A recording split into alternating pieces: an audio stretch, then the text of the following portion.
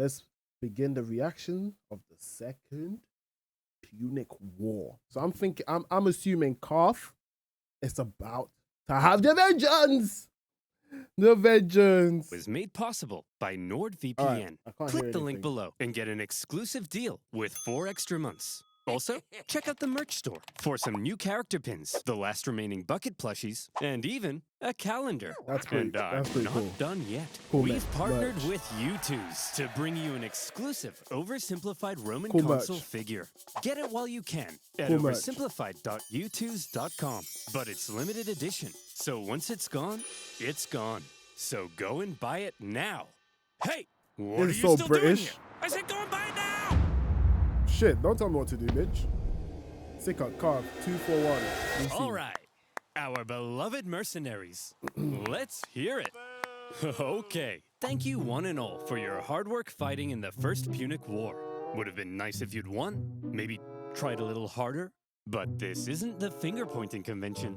I know you all have one thing on your minds. Hey, when are we all getting paid? I'm low-key hot, bro. I'm low-key hot, bro. I'm gonna do this one shirtless, ladies and gentlemen. I'm doing this one shirtless. I'm hot. It's getting hot in here. F it. I'm not trying to flex any muscles, guys. I promise you, I'm just hot, all right? I'm just hot. I'm sexy, and I know it. Okay, let's go. Okay. Jim, why don't you tell them? I'm not telling them, you tell them. Ugh. Look, you're not getting paid. Because we we're lost broke. the First Punic War and owe the Romans a ton of reparations. Of course we can't pay you in full. Let's burn this place to the ground! Oh, no. Hey, hey! No Don't way. burn this place to the ground. Where you gonna Come live? on, fellas. Will killing us really make you feel better about Yes. your money? Yes. Way to go, sir. Shut up, Jim. You're fired. I guess that makes 2 of us. Huh? Oh, no way. In the aftermath of the First Punic War, Carthage's disgruntled mercenaries, left unpaid for all their hard work, revolted, and Carthage found itself caught up in an extremely destructive mercenary war. The panicked Carthaginians hired more mercenaries to fight the mercenaries they couldn't. Oh, God. That's so hilarious. Why didn't they just seize the war by using that money to pay them? Oh my God. The calves are stupid. The calves are actually genuinely stupid. Like, it's insane how ignorant or arrogant. Is it arrogant? Oh, bro, it's just not as ignorant. They're just so stupid. I'm actually in shock about all of this. Wow. Couldn't afford to pay, and Carthage came dangerously close to collapse. All the while, across the water, there was Rome. Oh! Nah, look at this map, guys. Do you see anything different? Let me know in the comments. Do you see anything different on this map? This is Sparta has grown. In the last map, they were just this little island. Look at them. They're grown almost as big as the Roman Empire. That's insane. They're growing. Who's this Greenland? Ha! Look at those morons. We just kicked their ass in the First Punic War, and now their own mercenaries are revolting. Haha. Yeah. Wait, First Punic War? You mean there's going to be a second one? Well, we're definitely taking advantage of this situation. So almost certainly, yes. The Romans did, in fact, take advantage of the situation. Amongst the chaos, rebels on the Carthaginian island of Sardinia sent out a cry for help to Rome. Hot diggity dog, said the Romans. That's free real estate.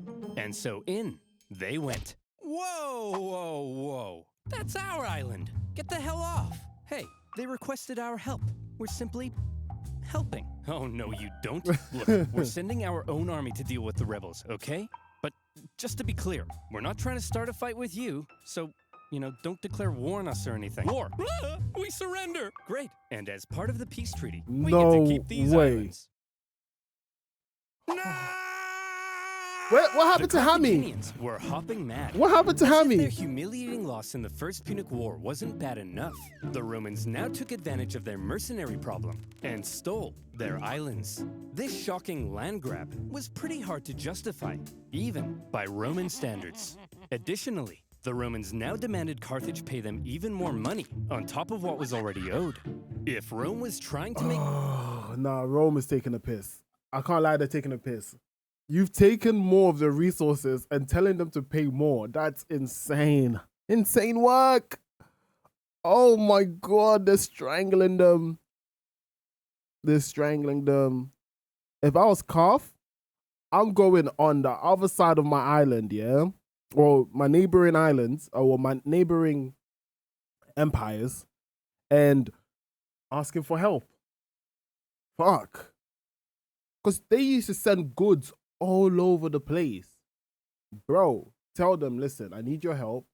In return, we'll give you a discount on your goods. Come on, man. If not, we're going to take the goods away. But then you can't even make enemies. Some of them will buy. Some citizens will buy. Or just think of, they didn't have no business-minded people there, bro. You guys was once the biggest trading people, bro. What the fuck? Make Carthage as mad as possible. They were doing a fantastic job.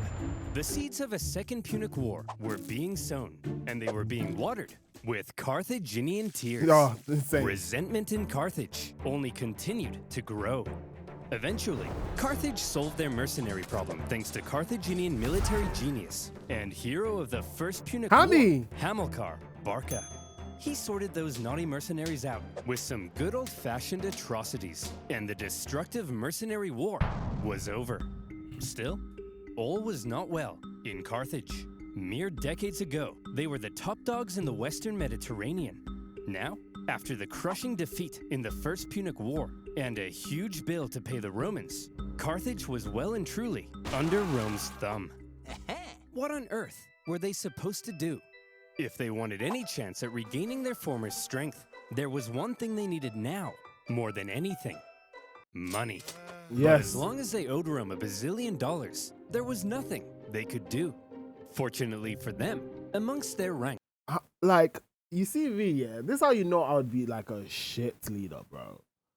Because in my mind, right, my thing is go there, defeat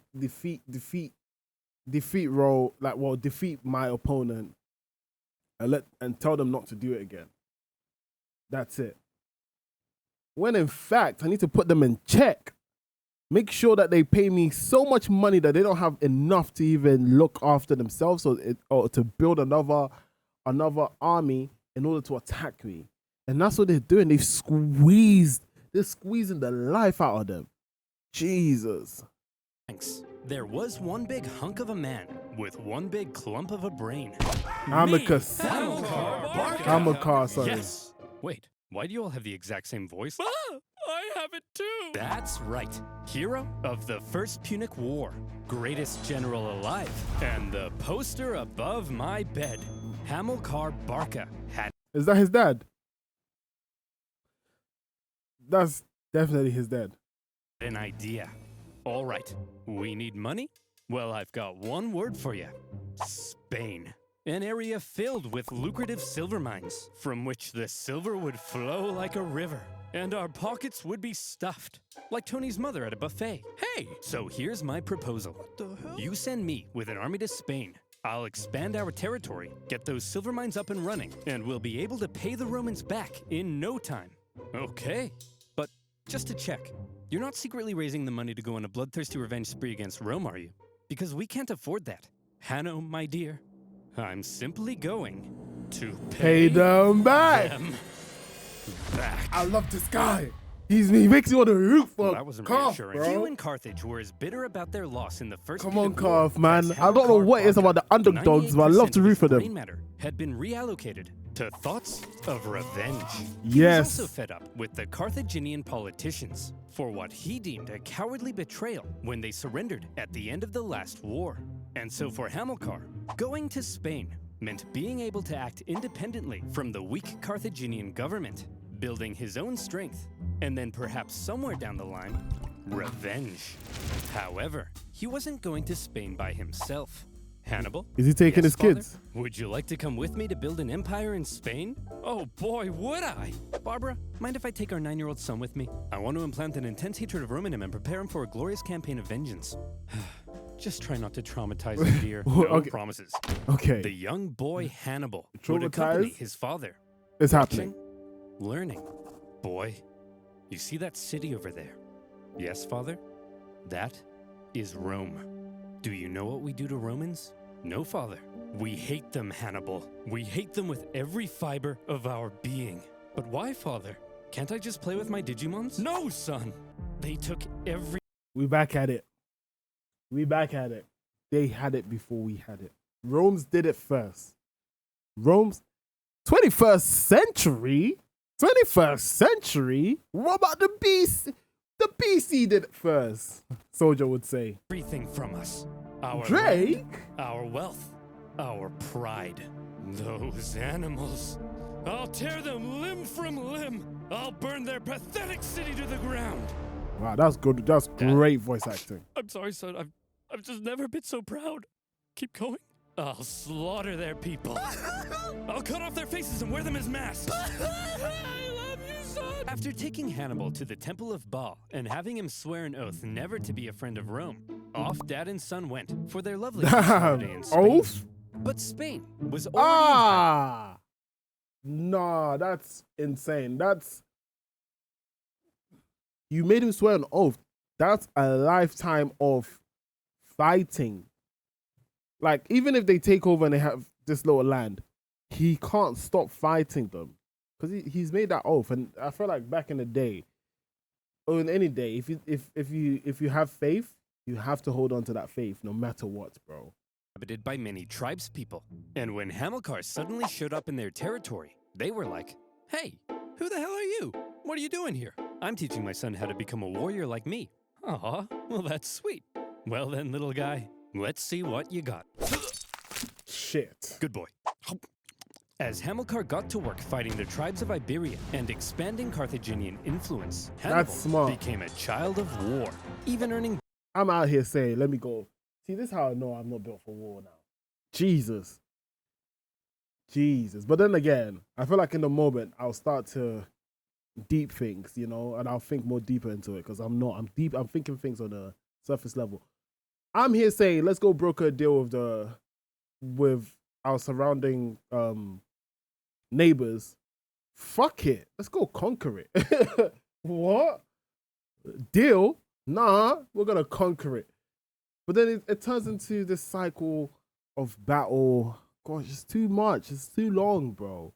Because now what they're doing to them, what's been done to them is what they're doing to other people. And those other people are also gonna want revenge on you. And at the end of the day, you're gonna be stuck in the middle of two wars. battle scars from a young age, and he grew to become a great military leader himself, making his father very proud.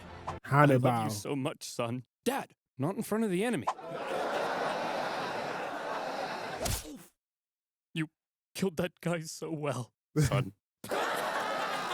The Barcas successfully consolidated Carthaginian power, got those silver mines up and running, and were sending buckets of cash back to a money-starved Carthage. And symbolizing Carthage's regrowing strength, a beautiful new city would eventually be New founded in Carthage. Spain. New Carthage, with Whoa. a magnificent palace at its center. Carthage is back, baby! What in the name of Apollo is going on here? Ah, Romans! Flowing silver mines? Dancing elephants? What are you up to, Hamilcar? I'm simply gathering the money to pay you back. Oh, okay then. Or are you rebuilding strength to go on a bloodthirsty revenge spree? Like I said, Claudius, I'm simply trying to pay You back. I love it. You guys are hugging. No, we're not. I was hugging.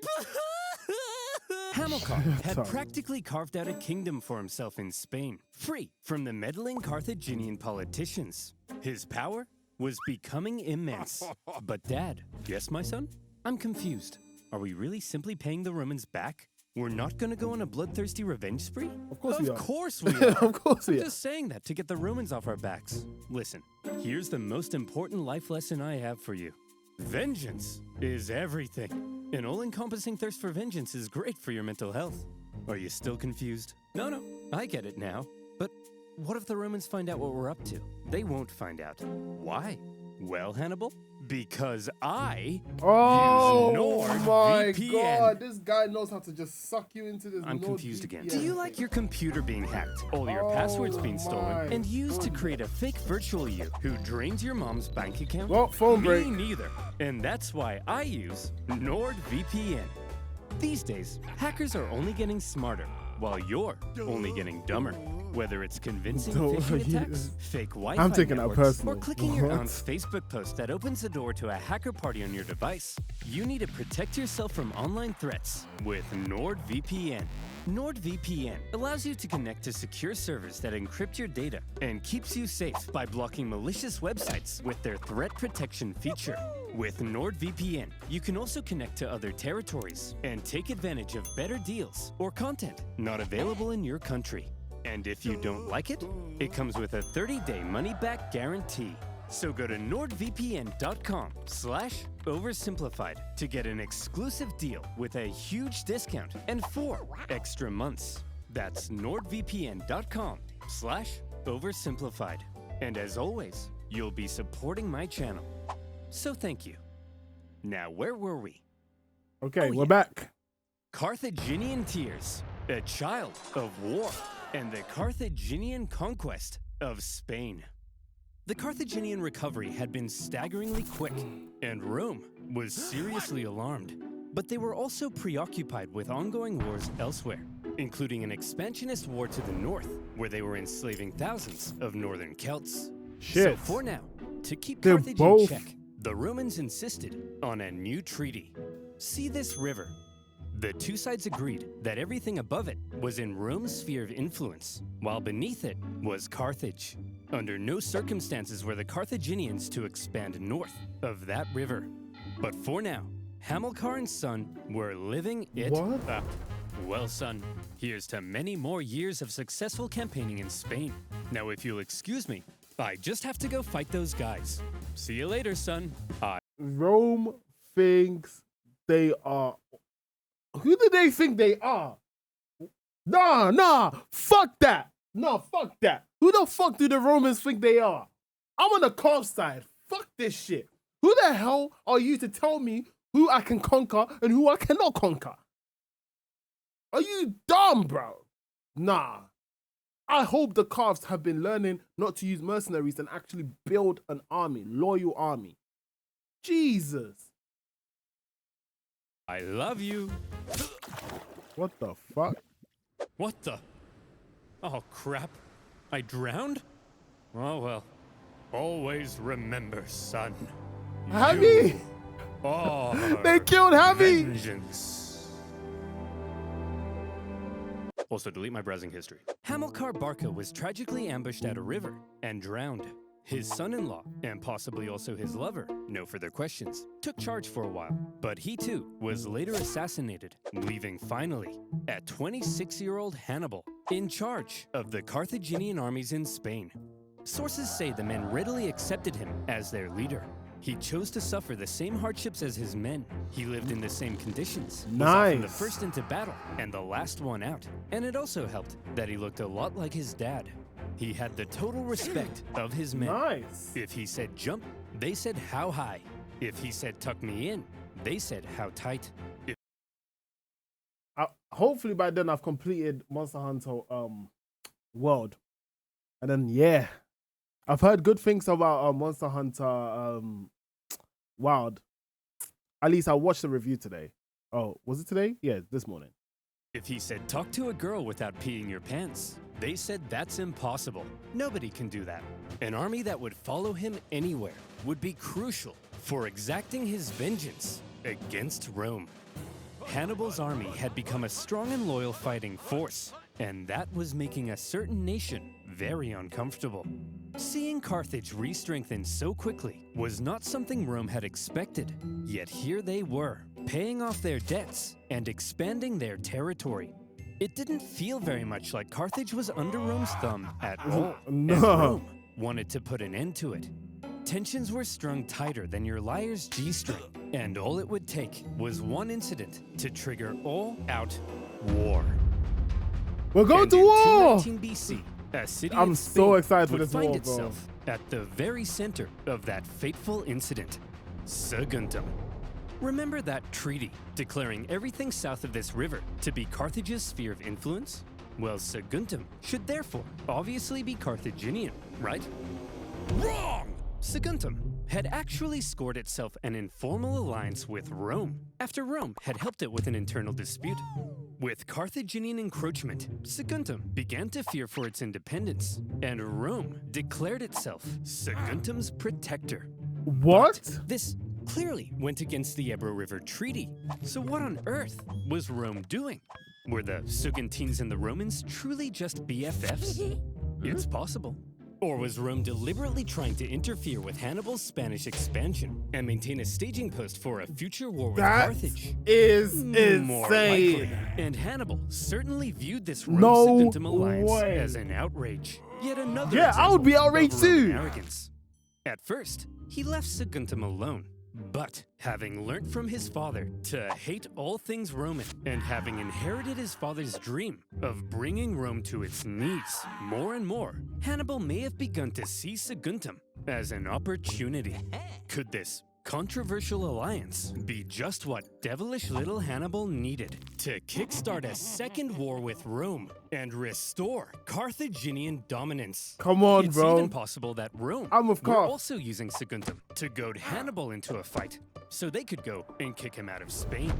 And as the two giants began gearing up for round two, the poor people of Saguntum had no idea that they were about to be crushed in the collision. But that's so Saguntum is so Your stupid alliance to do with that. Saguntum is an insult, and we won't stand for it. They're our friends, Hannibal, and if you lay a finger on them, it'll be an act of war. Yeah, Hannibal, back the hell off. War, eh? I was thinking I might just besiege their city and massacre their people. I hope you do, Hannibal. Find out what happens. Yeah, we hope you do, Hannibal. Wait, what? Maybe I will. Go ahead, kill them all. This is Okay, amazing. This is fine, absolutely fine. amazing. Okay, guess I'll do just that. Consul, we look forward to it. Consul, you're gonna protect us though, right, Consul?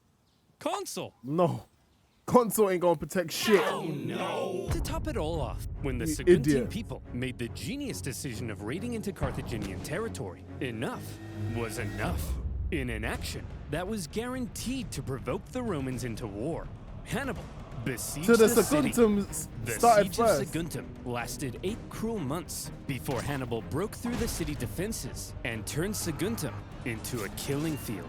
It was a massacre. Wow. Wow, wow, The wow. hell?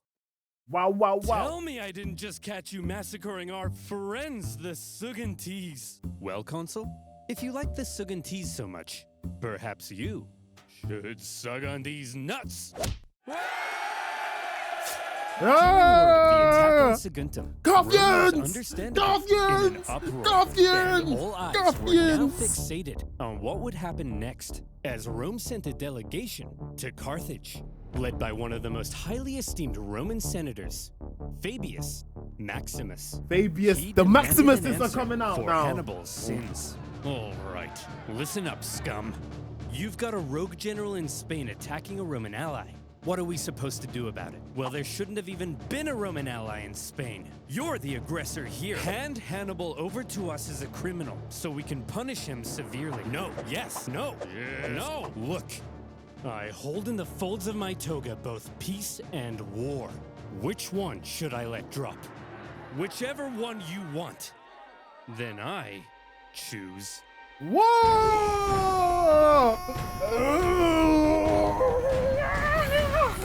Second Punic War had What? begun. Let's go. Let's get it. Let's get it. Pack it up, Fuck boys. the Romans, We've bro. got 'em. We already After what they did to my boy Maximus. Maximus? Are you not entertained? Fuck them. destroyed these clowns once, and we were the underdogs. Now, we're the overdogs? Hot dogs. Exactly. This is gonna be easy. Here's the plan. Consul Longus, you take your army and sail straight for Carthage. Burn that city to the ground. And Consul Scipio, you just head on over to Iberia and make sure this Hannibal guy doesn't do anything crazy. Scipio's old as hell. What's he gonna do? Cross the Alps? We're going to what? Cross the Alps. We're going to what? I just told you. Hannibal will freeze to death. Trust me, Jerome. The Romans are expecting us to fight the same way we did last time. Passively, taking no initiative. They think it's gonna be easy. So this time, we have to be aggressive. We have to go on the attack. It sickens me to say this, but Oh, we have to I'm be loving a this little shit. more Roman. You mean we're gonna take poops and baths together? But I'm insecure about my hairy legs. Whoa, This relax. time, we're gonna take the fight to them. Think about it. Rome thinks they're simply going to invade us and win the war. So when they suddenly find themselves being invaded from the north, they'll gonna come freak back. out. Like Tony's mother, when the buffet runs out of shrimp. Hey! I gotta admit, it's actually kind of genius. And my hairy legs will insulate me from the cold. That's the spirit. Hannibal, you have my sword, and my spear, and my legs. Oh my god. Ugh. Shave. Hannibal's plan, a daring alpine trek to surprise the Romans, was a bold but risky strategy.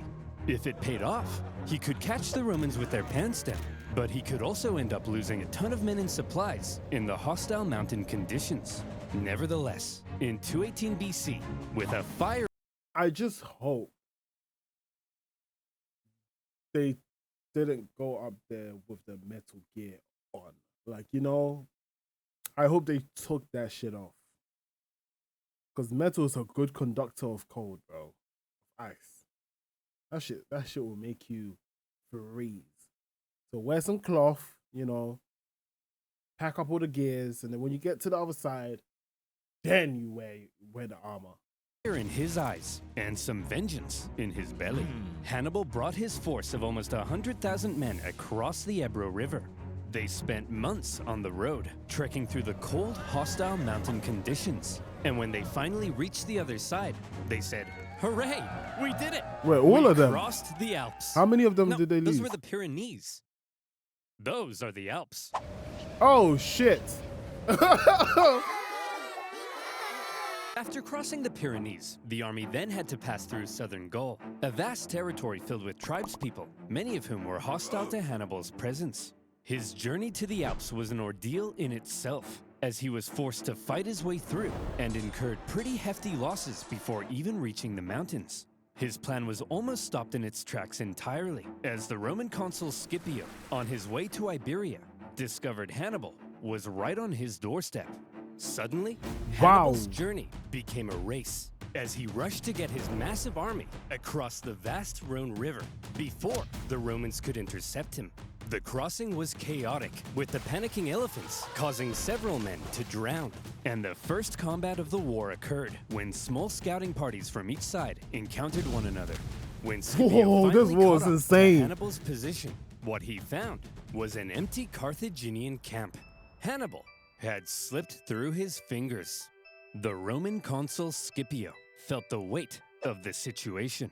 Quite unbelievably, Hannibal was going to cross the Alps into Italy, and the Romans had no idea where he would emerge. For the first time, a Carthaginian force had the Roman homeland under threat.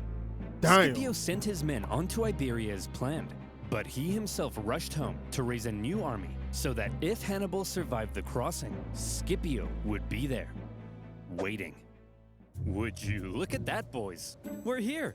But how much men do they have left? It's a little later than I expected. Yeah, it's kind of chilly.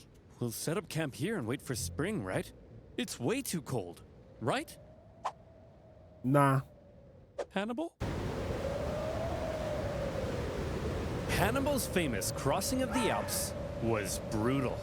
It was already autumn, and the men suffered terribly. It was cold. Men would fall off the sides of icy cliffs. They starved. They fell off the sides of icy cliffs. Some sources say they had to eat their pack animals and would finish off dying comrades in order to take their clothes for extra warmth.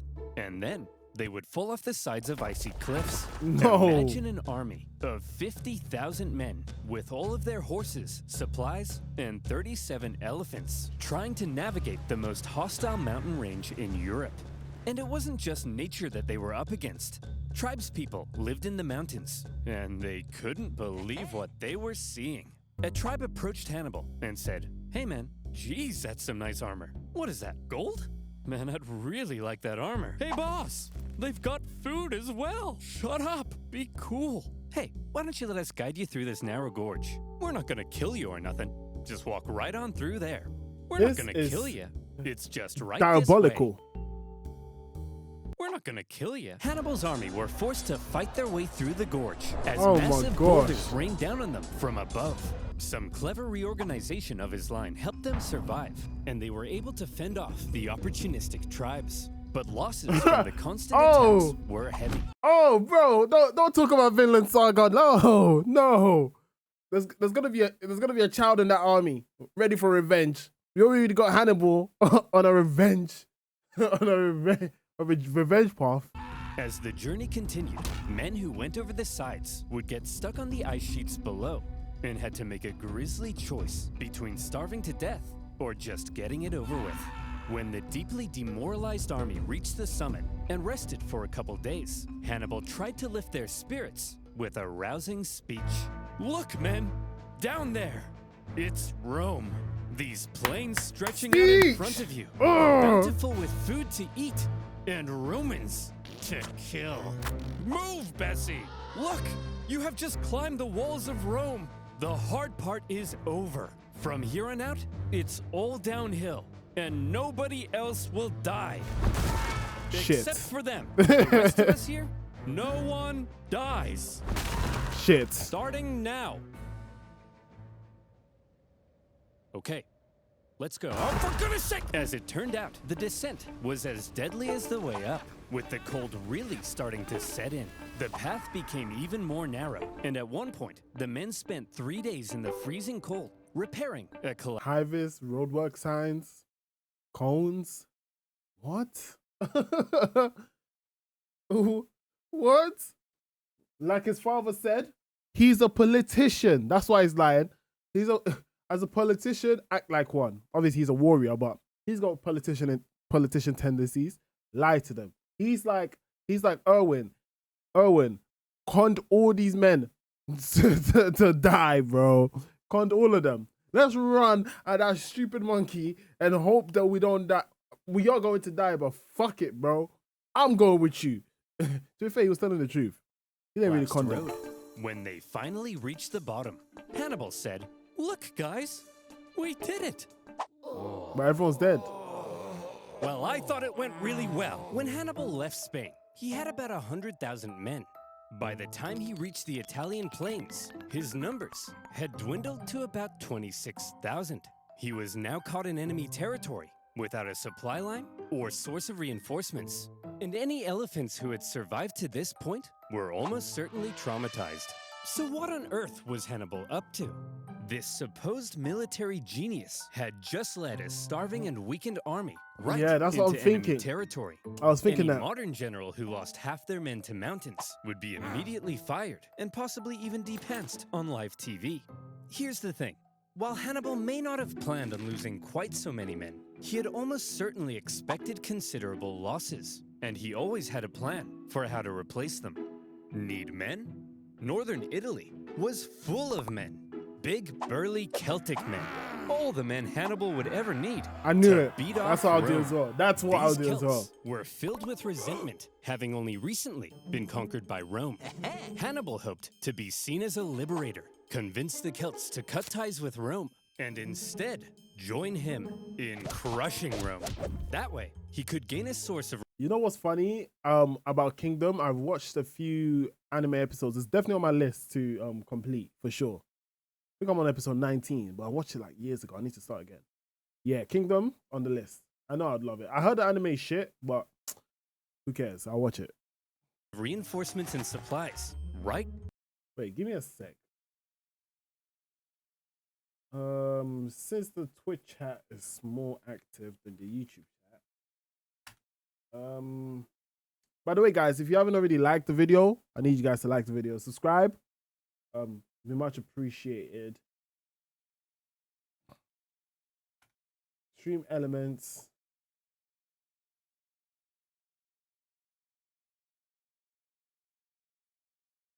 Which one's this one? Is this Twitch or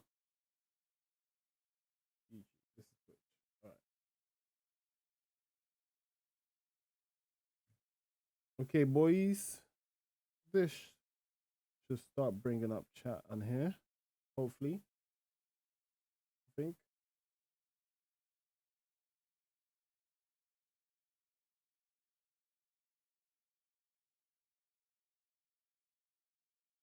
All right. In Rome's backyard. But sir, in order to win the loyalty of the Celts, we would need to make a seriously favorable impression on them. How do we get them to like us? Kill them. One of Hannibal's first actions in Italy was to obliterate a nearby tribe who wouldn't join him. This sent a clear message to all the other tribes. Bro, why they keep bringing out these bazookas, bro? The bazookas is insane. It was his wrath they should fear, not Rome's. The realization that a Carthaginian army had just invaded them must have been shocking for the Romans. But when they looked at this ragtag group broken by the Alps, they couldn't have felt very intimidated. However, Hannibal was now in Italy, and he was about to embark. But Hannibal, yeah, his willpower is insane. I don't think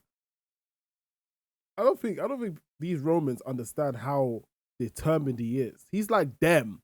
He's like Rome embodied into him. On one of the most astonishing military campaigns in all of human history. The Romans may not have known it yet, but there was now a monster loose in their territory, and he was vying for Roman blood. Yeah. I'm enjoying this video Punic was War made stuff. possible. This Punic War stuff is amazing. It's great. But I ran out of tea. Shit.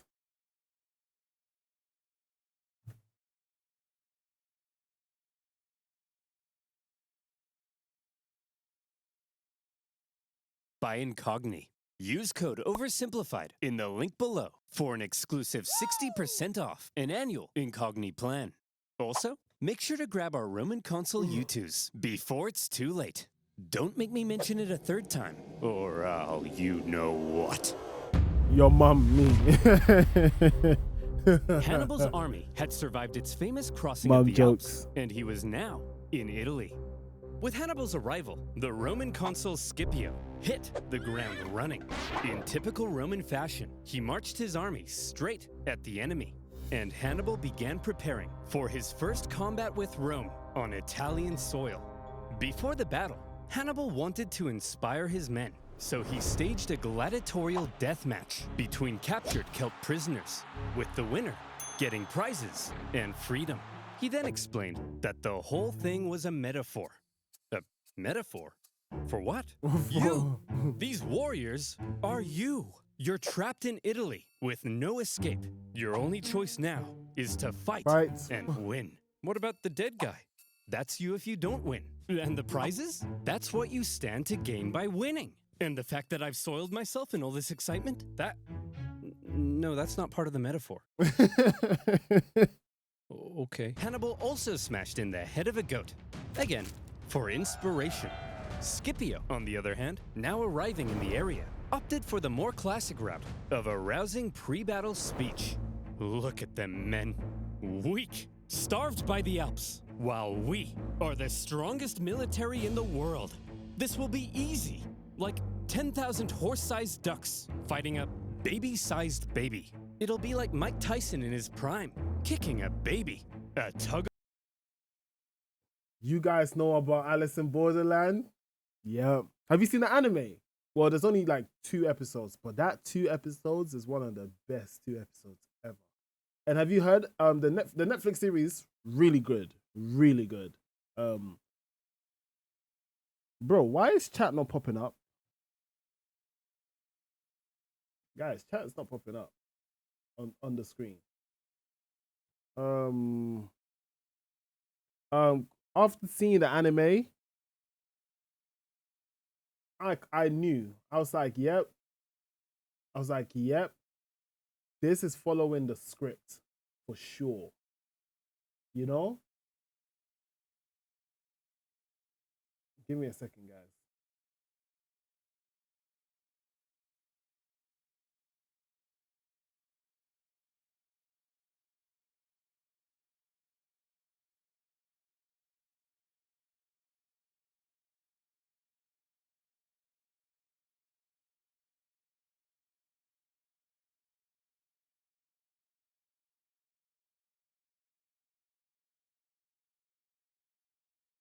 Where the heck is my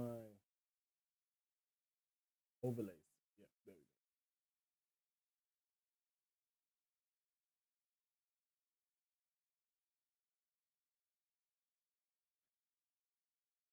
we go. Yo, can someone say something in chat for me? No, actually, I can say, hey.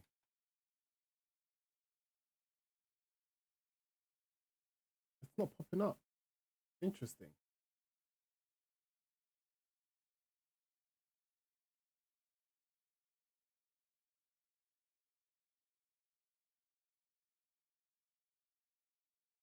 Very, very interesting.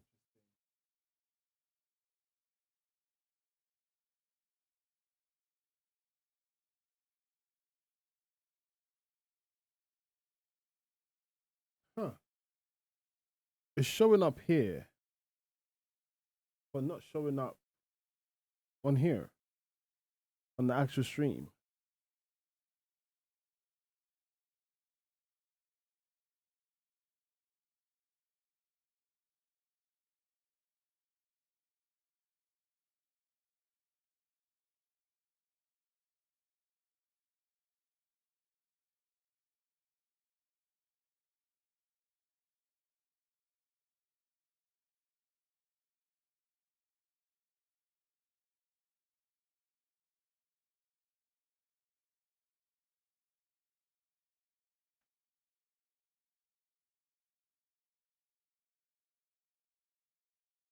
That is extremely weird. And I'm going to have to look into that later on. Okay, that's fine. Definitely working though.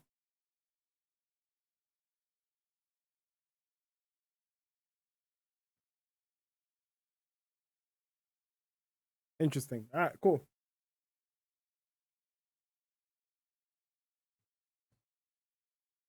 Guess I'm gonna have to look into it later.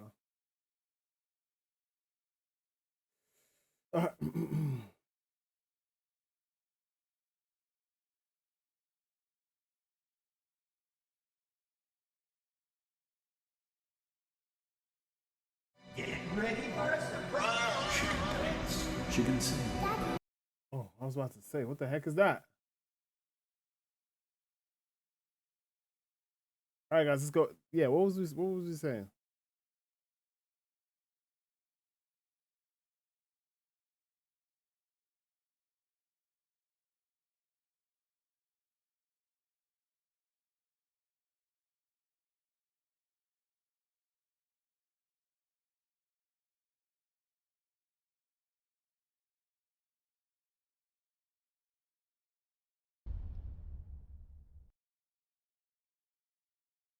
Yeah, sure. I'll react to it after this. You know what? Devil May Cry is on my list to watch. You know, but I doubt I'm gonna watch it. I have so much shit on my list, bro. Like, the older you get, the more life just gets in the way, bro. You just have to pick and choose what you want to dedicate your time to. You know, it's insane. But yeah, guys, let's go back to the Punic Wars.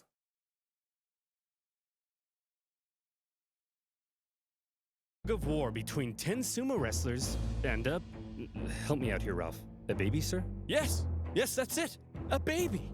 The point is, there is absolutely no possible way we could lose a battle this easy. The speech is shit. If everybody's ready, on my mark, charge!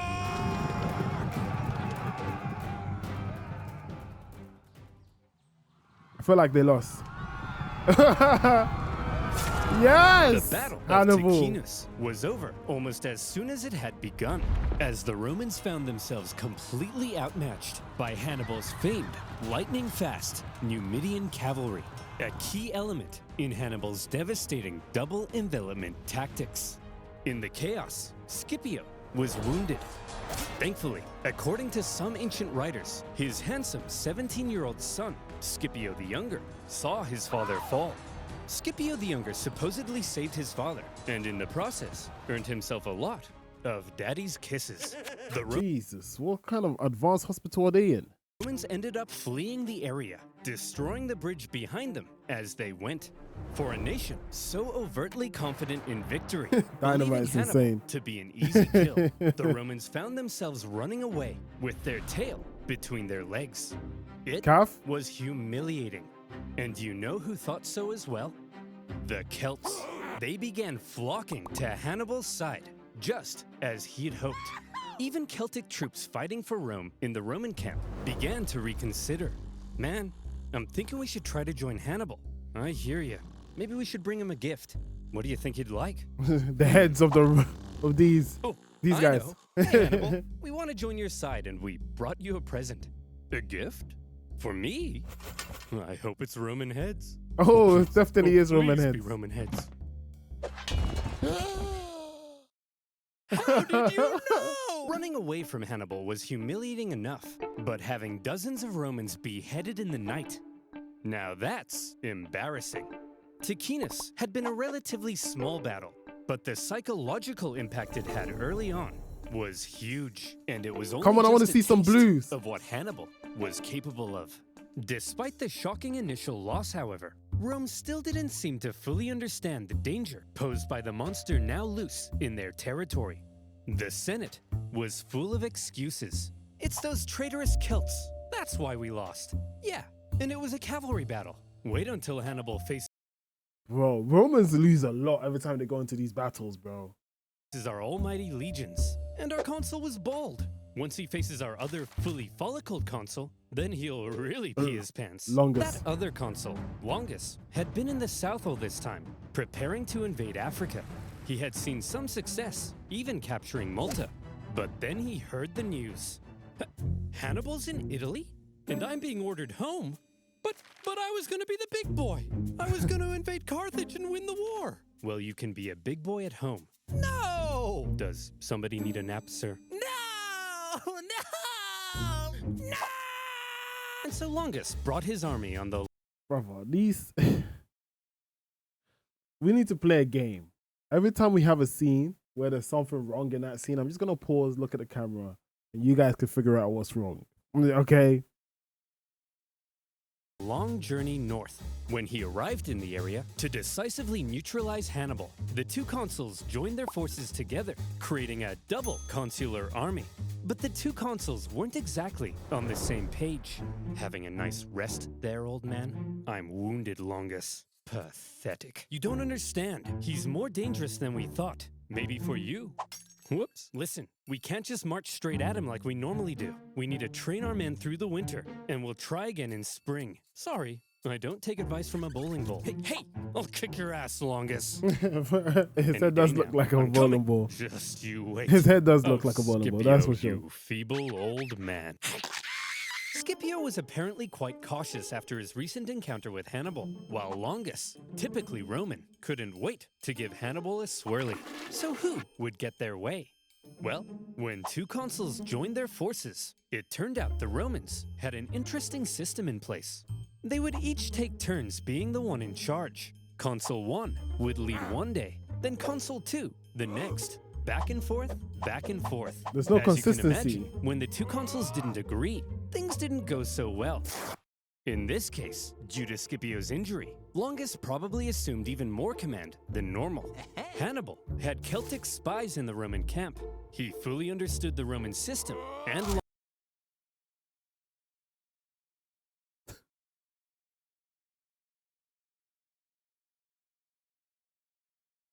Okay. Longus's hot-headed nature, and he knew. In the BC. In the BC. I'm just saying in the BC. All right. Longus probably assumed even more command than normal. Hannibal had Celtic spies in the Roman camp. He fully understood the Roman system and Longus's hot-headed nature, and he knew he could exploit it. For goodness sake! What's wrong, sir? I'm trying to order some pizza, but I keep getting fed all these personal... Yo, if I keep pausing, if I keep spotting these things, we're gonna be here all day. ads about being a Game hothead. over. I'm not a We get it. hothead, am I? No, sir. Look at this. Butt insurance? Who would buy butt insurance? Yeah, that sounds really stupid. Sir, it seems like a lot of data brokers have collected data on you. They could sell that data to Hannibal. What? But don't worry, because you can get rid of that data with Guy's got many today's ads, man. wonderful sponsor, Incogni. Hooray! I've been getting at you for some time to protect your personal data online. But you're a nimwit, aren't you? You didn't do it, did you? Typical. And now would you look at that? Tons of data brokers have collected a heck of a lot of your personal data and might sell it to third parties like advertisers or insurance companies without you even knowing. Ever wonder where Sally from the Butt Insurance Company got your name, number, address, social security number, and favorite color from? Probably a dirty data broker. We could painstakingly contact the hundreds of brokers that have our data and politely ask them to delete it. That process would only take the average human about 3,000 years. And that's why you need Incogni. I was shocked to find how many data brokers Incogni had tracked, potentially selling my data. But all I had to do was create an Incogni account, give them permission to work on my behalf, then sit back and let them do all the hard work for me. And since these data brokers don't stop there, Incogni will continuously work to keep my data safe with an annual plan. So if you want to protect your personal data too, go to incogni.com Guys, what do you think about Incogni? oversimplified to get You an wanna get exclusive Incogni? 60% off an annual Incogni plan. Or do you not give a That's fuck? incogni.com You're a real ass. oversimplified. You're a real And ass as nigga. always, you'll be supporting my channel. So thank you. Now, where were we? Oh yeah.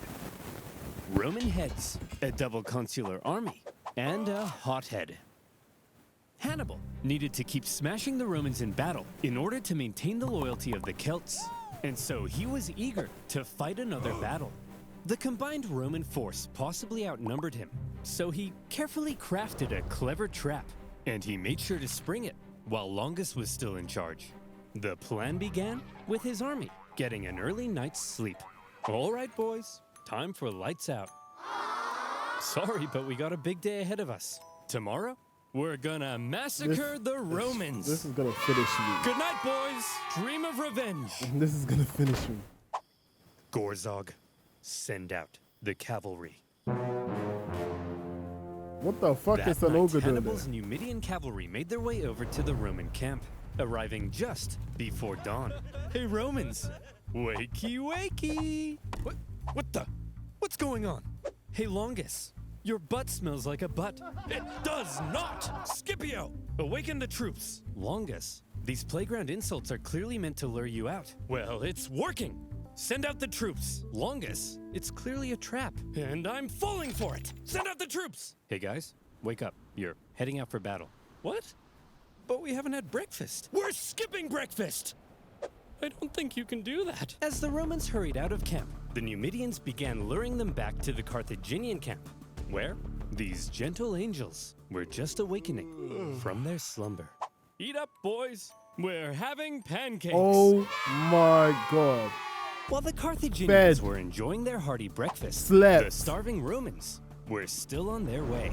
Hurry up! We have to catch those Numidians. Hey, why have you stopped marching? Longus, there's a freezing river in front of us. Well, get your gluteus maximus in the water.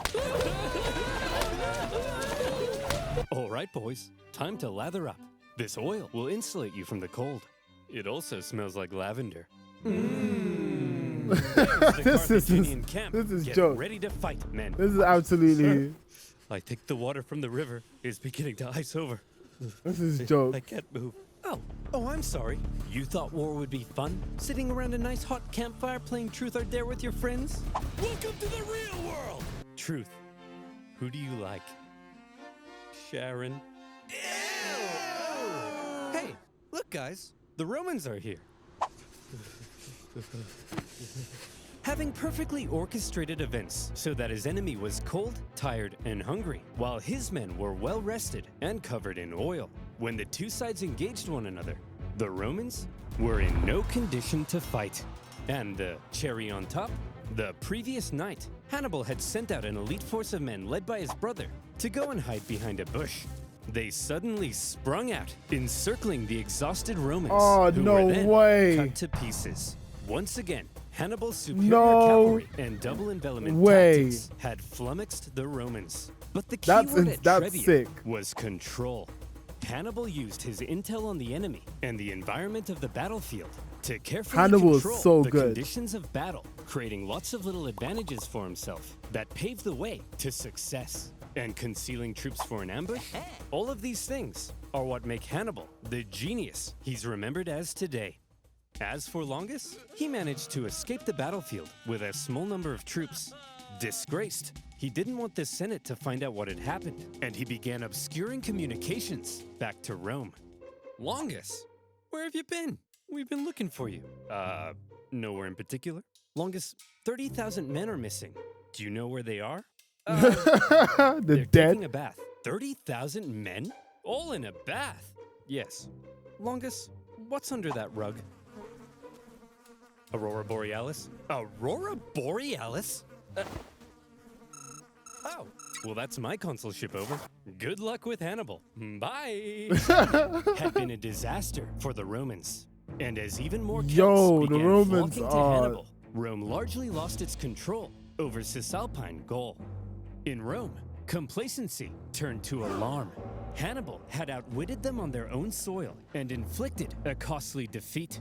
But with that, Scipio Diddy and oil. Longus' terms as consul were over. They used Diddy oil They to were win the replaced fight with indeed. 2 new consuls, Servilius and Flaminius. The Romans may Ooh. now have begun to realize the trouble they were in and the genius Hannibal had I love how the Romans named themselves after anuses. Like anus. shown in invading Italy. The Romans had expected to be the ones controlling this war. Remember, they thought they were going to invade Carthage. Now their plans lay in ruins, and they were levying 11 new legions to deal with the threat. Hannibal had completely redefined the war. But Hannibal had a little problem of his own. Things had gone well so far, but the Celts were notoriously fickle, and Hannibal needed to ensure he maintained their alliance and his base of support in Italy. Any Celts he captured fighting for Rome, he treated extremely well and allowed them to return to their homes. But the longer he hung around in their territory, eating all their food and leaving beard trimmings in their sinks, the more resentful they may become. They wanted to go south and plunder some Roman booty, and Hannibal also hoped to sway Rome's other Italian allies in the south to his side. So from here, the path was clear. Hannibal had to move south. Just one problem. There were 2 main routes Hannibal could take to move south. And wouldn't you know it, that's exactly where the 2 new Roman consuls had taken fortified positions. If Damn. Hannibal tried to move on them, he'd be fighting from a disadvantaged position and could be bottled in. There is a third option. Ooh, tell me. We could move through this vast impassable marshland flooded with dirty, stinky, disease-infested water that at times would come up to our necks. But there's no way we would attempt that, right? That'd be crazy, right? We gotta do what we gotta do. If we go into war, our immune system has to too. You know? Hannibal? Hannibal's 4-day trek across the Arno marshlands was hell on earth. almost as crazy as when he crossed the Alps. Imagine 3 full days unable to sit or lie down because there's nowhere to sit or lie down, meaning 4 full days without sleep, slugging through heavy mud. You contract cholera, your foot falls off, and Jim Bob directly in front of you won't stop pooping in your path. In fact, everybody's pooping in your path. Some delirious, sleepless men would see clumps of mud and say, "Man, I could just sink into that." And then they would. When pack animals died, it gave nearby men a chance to rest, but only for a few moments before they were whipped back into line. Even Hannibal himself couldn't escape the torture of it. Hey Hannibal, if we see a Starbucks, can we stop? What I need the to take fuck? a leak.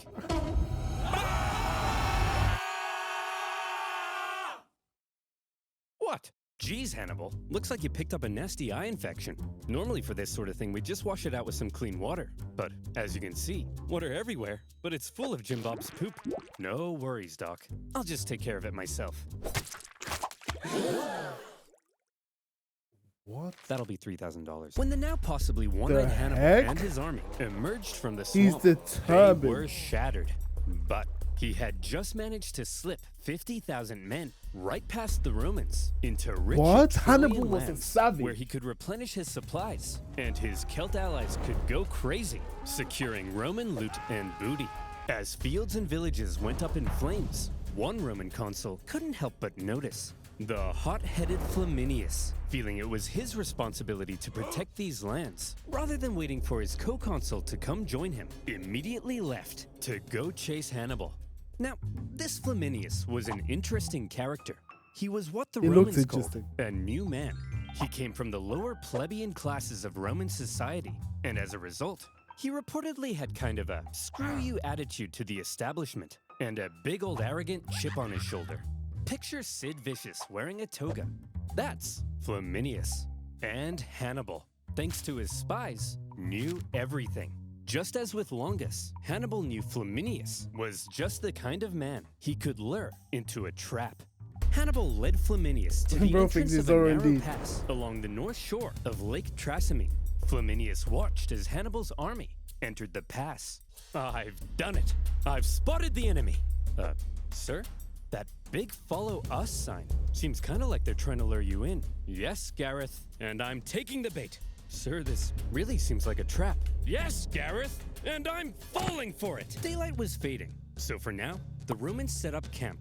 The two armies encamped across the lake from one another, and night fell over the two camps. In the morning, Flaminius would catch up to Hannibal, and he would be the hero of Rome. For now, the Romans got nice and comfy in their beds. Good night, Flaminius. Good night, Rome. Good evening, Hannibal. During the night, Hannibal ordered total stealth Alarm clock? as tens Really? of thousands of troops scaled the wooded hills above the pass, They all completely sleep. undetected by Rome's scouts.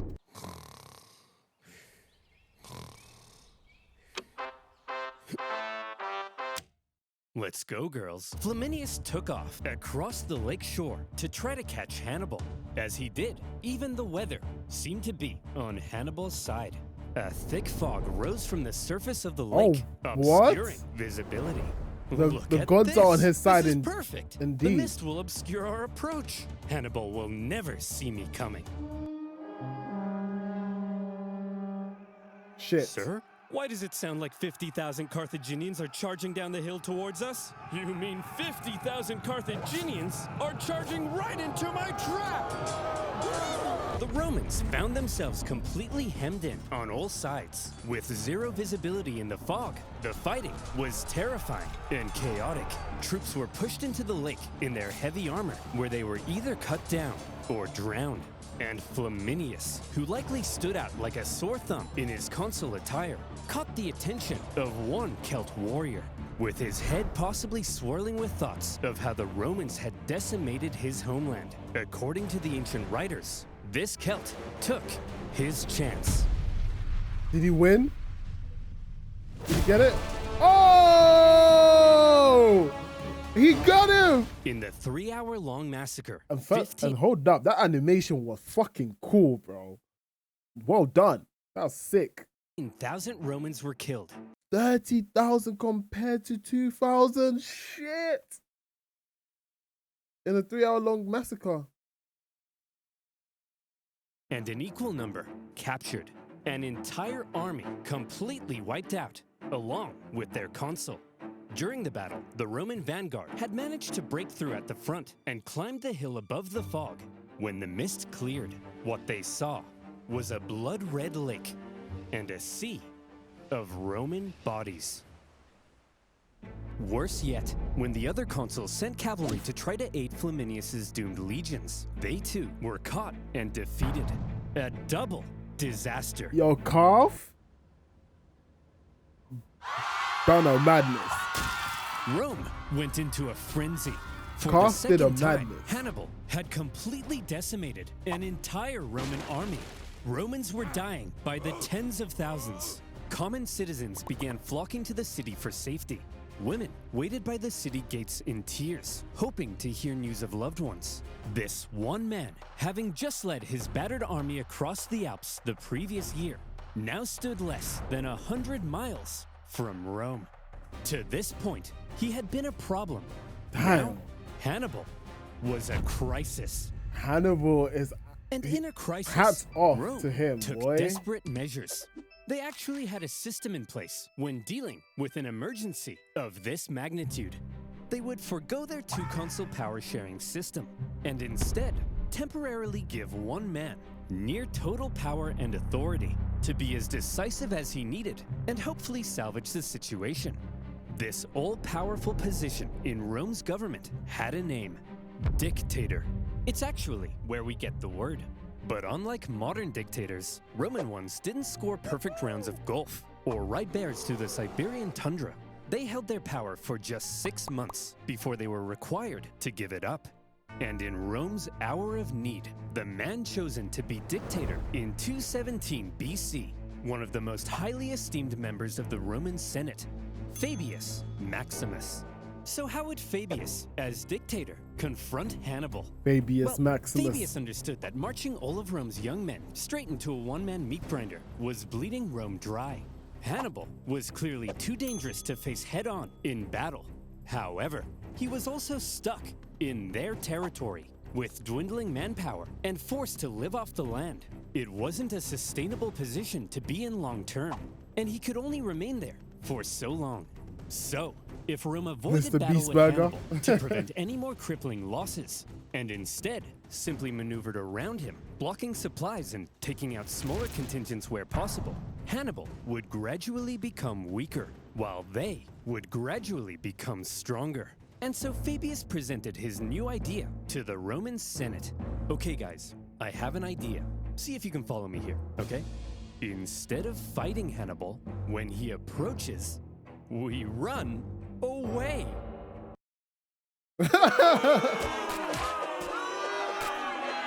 What Fabius's the heck? strategy couldn't have been any less Roman. Romans were meant to march headfirst into battle, not run away from it. It seemed cowardly, and Fabius was extremely unpopular. At this point, Hannibal was continuing south. He had to stay on the move to keep his army fed, and he was still aiming to undermine Rome's alliances in the south. As he went, in a calculated display of aggression, he devastated the Roman countryside and killed many Romans, all in plain sight of Fabius and his army. We're just gonna stand here? Yes. Are you a coward? No. But Fabius, that's my farm. Well, MacDonald, thank you for your sacrifice. You're a hero now.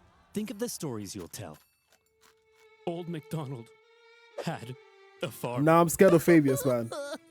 He's a man that's Shut just up. But you know who have a else don't give a hated fuck Fabius's attitude. strategy? Hannibal. He understood the danger he was in. Yep. Turning Rome's allies against her required Hannibal to keep smashing the Romans in battle. He couldn't do that if Fabius wouldn't fight him. Multiple times, Hannibal tried to goad Fabius into a fight, but Fabius wouldn't bite. Failing that, he tried to turn Rome against Fabius. According to the writer Livy, he burned down all the farms he could, but any farm he learned was owned by Fabius himself. He left well alone. Hey, Fabius, why isn't he burning down your farm? You got some sort of a secret deal with him? What? Of course not. Hey, Hannibal! What? Burn my farm too, please! What? Burn my farm too, No, please! nobody. No! Remember our secret deal! Well, you got to admit, he's a genius. Hannibal's problem, however, was that he had to stay on the move to keep supplying his army from the local lands. At one point, he entered Campania, one of the richest regions of Italy. Great for resupplying, and great for showing up Fabius in front of Rome's South Italian allies. But he was caught in a valley, and Fabius quickly moved to block his escapes. Haha! We've got him! After he's used up all the valley's supplies, he'll starve. Sir? What are all those lights leaving the valley? Is he trying to escape? Lights in plain view. Well, that's a trap if I've ever seen one. And we're falling for it! Did they actually fall for it? Fabius refused to budge, but other Romans in the valley rushed to confront Hannibal, only to find the Carthaginian army was actually just a herd of oxen with torches tied to their heads. They then found themselves caught in an ambush. With the Romans That's distracted, so Hannibal's sick, army was able to slip away into the night, unopposed. Classic Hannibal. For all his inaction, the dissatisfied Romans mockingly dubbed him Fabius the Delayer. But the thing is, Fabius's strategy was probably the best thing he could have done. He was right that constant encounters with Hannibal were bleeding Rome dry, and the time he took allowed Rome some breathing room to recover their forces when they desperately needed to, while putting Hannibal into an increasingly more difficult position. Modern historians view Fabius's strategy as generally a good idea. To this day, the act of not engaging an enemy, but instead gradually wearing them down, is still referred to as the Fabian strategy. But when Fabian Fabius's strategy, term finally okay. came to an end, the Senate couldn't have been happier. It was time to start fighting again. However, they probably had a little chat about how they were going to go about it. See, Hannibal's tactics up until now had been very sneaky. Or, if you're a Roman, you might say dishonorable. I'm sick of it! Every time we try to take this guy down, we march straight at him. But then, oh no! Hannibal's hiding in a bush. Hannibal's got 30,000 men up a tree. At this point, I'm not convinced my wife isn't just Hannibal wearing a disguise. Cooey. Look, this time, we obviously have to switch something up. Now granted, we're Roman, so we're gonna march straight at him without thinking. That can't be helped. It's in our blood. But I have a proposition.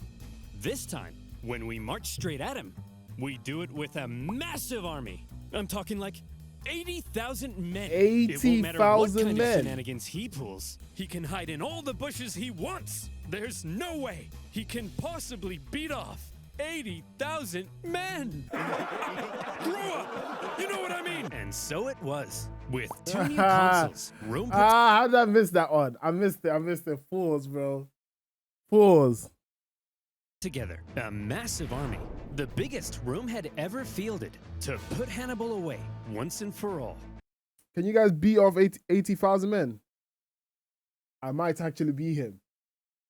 He might actually be him. Okay, I thought you said you might actually be him. I was about to say, shut your gab. To gather the men required, 2/3 of them ended up being completely inexperienced. But how much experience does it take to be expendable war fodder? As this massive army set out in the summer of 216 BC, the Romans knew they needed to win this battle. Just one victory over Hannibal would likely be enough to end his entire campaign. And this time, their overwhelming manpower gave them confidence they could do it. Hannibal had taken position at the town of Cannae, where he had captured an important Roman supply depot. With Fabius gone, Hannibal knew a battle was likely coming, and he was eager to fight it on his terms. But when his men looked out at the Roman camp, they couldn't believe what they were seeing. That army's huge! There's no way we can possibly beat off all these men. How are we gonna beat off all these men? You know what I mean. I think he's right, Hannibal. Hannibal is then said to have replied, Gisco, my friend, don't worry. There may be a lot of them, but amongst their ranks, there's not a single man named Gisco. This joke was apparently so funny that his officers began to laugh and laugh. And when his men in the camp heard the laughter, they were like, hey, they're laughing. I guess that means we're gonna win the battle. Oh shit. Hooray! As for the Romans, the consuls were another pairing between an inexperienced isn't that gonna make them hothead arrogant? and a wise scholar. Although the main historian from this era was good friends with Paulus's family, so take that with a grain of salt. On his day of command, the rash and hasty Varro, despite the apparent pleas from Paulus, sent the army out for battle. And when Hannibal saw this, he did the same. And here comes the single largest battle of the Second Punic War, and one of the most renowned battles in history, the infamous Battle of Cannae. Fuck me. In all the Infamous pre-battle battle maneuvering, of Cannae. Hannibal was able to ensure his army was fighting from the south. This meant the seasonal dust-carrying winds were to his back and blowing directly into the faces of the Romans. Like I said, control. After 2 years in Italy, Hannibal's infantry had dwindled to about 40,000. The Romans possibly outnumbered him 2 to 1. Their army was so big that their maniples stretched far deeper than they normally would. The Romans planned to charge Hannibal's thin, weak line like a battering ram and break it. They also chose a narrow battlefield in the hopes it would prevent Hannibal's far superior cavalry from being able to outmaneuver them. They wanted an honorable battle where pure strength rather than trickery would decide the outcome. If Hannibal had his say, however, trickery might end up having a lot to do with it. He ordered his line to position themselves as an outward bulge, with his weakest troops at the very center. Just behind them, out of sight from the Romans, stood the elite Libyan infantry, waiting for their moment to strike. The battle commenced as the massive Roman troops smashed into the Carthaginian center. Come on, Cavs, come on. Hannibal's line ensured the overwhelming weight of the Romans hit his weakest troops first, and they were pushed back. Hannibal's outward bulge reversed inward, with the Romans being funneled in towards the weak center. Hannibal had positioned himself at the center to encourage the troops to hold out as long as possible against the Roman onslaught, because while the Romans were unleashing carnage on the center, Hannibal's this shit is intense, bro. to do their job. The heavy cavalry on the left, after a barbaric fight, sent the Roman horse packing, with the consul Paulus even sustaining a severe head injury. He managed to move into the center to keep the battle going.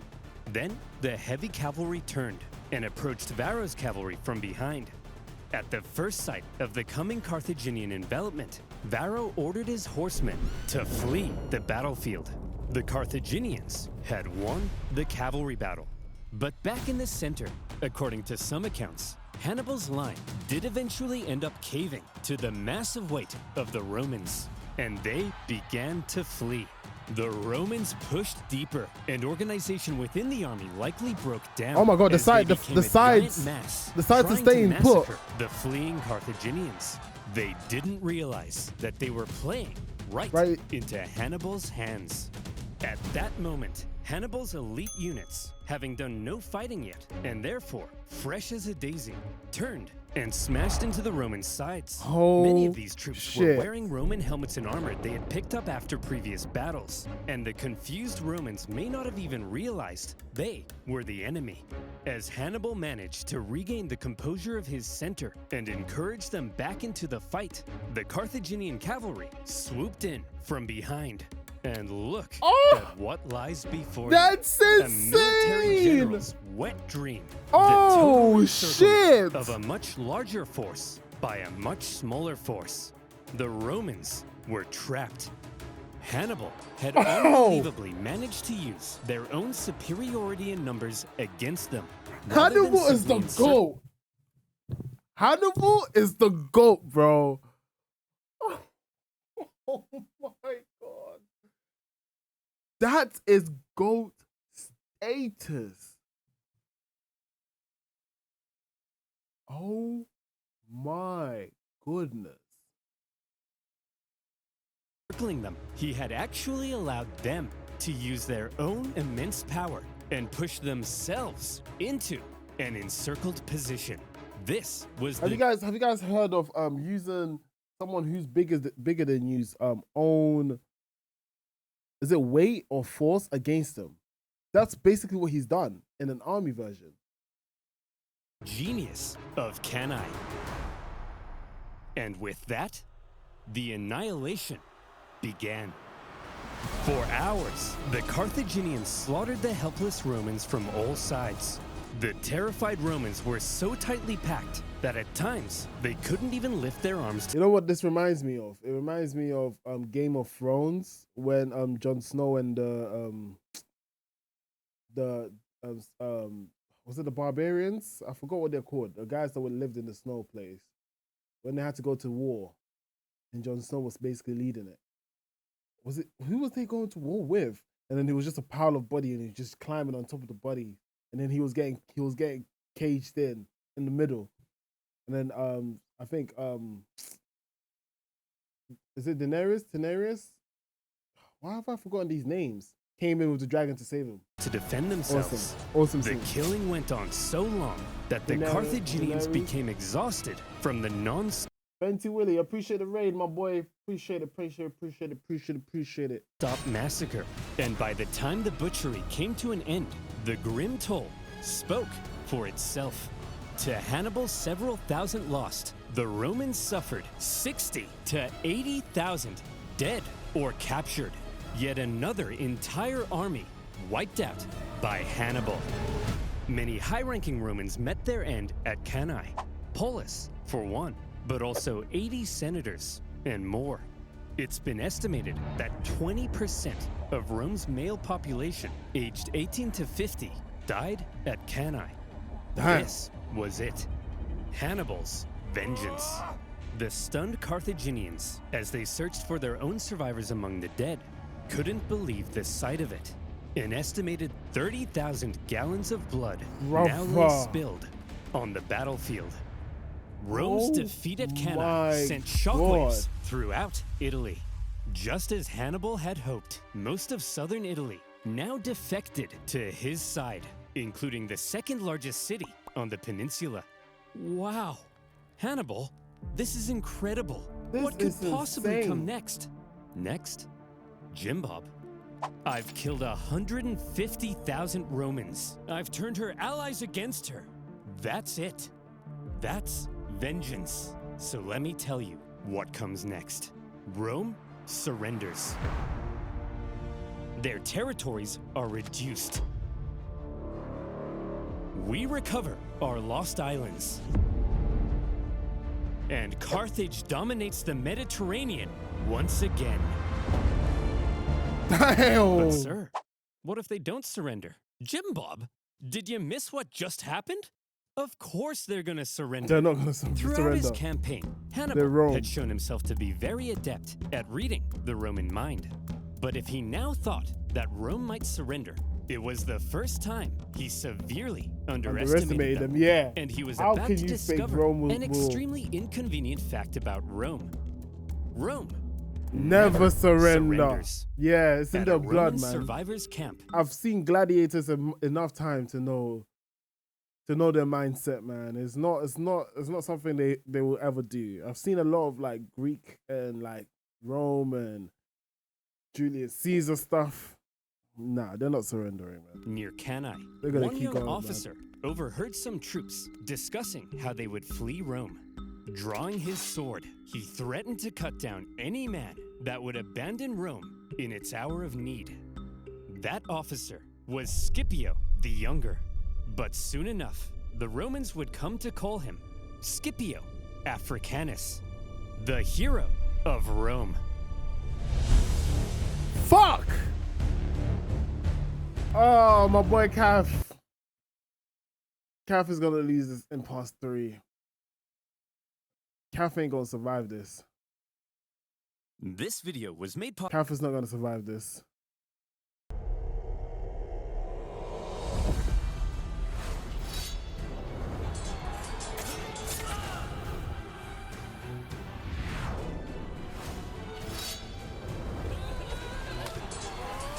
Bro, we got a long ass video on our hands, boys and girls.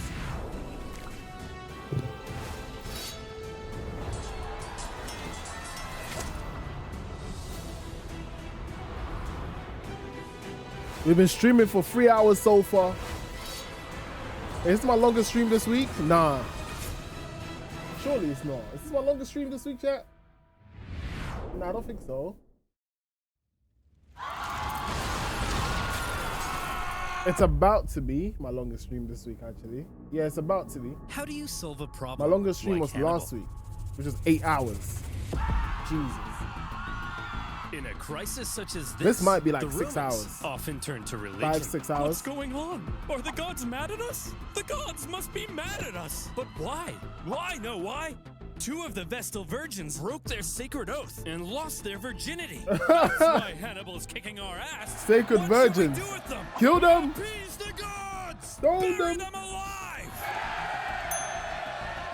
Who did they even boink?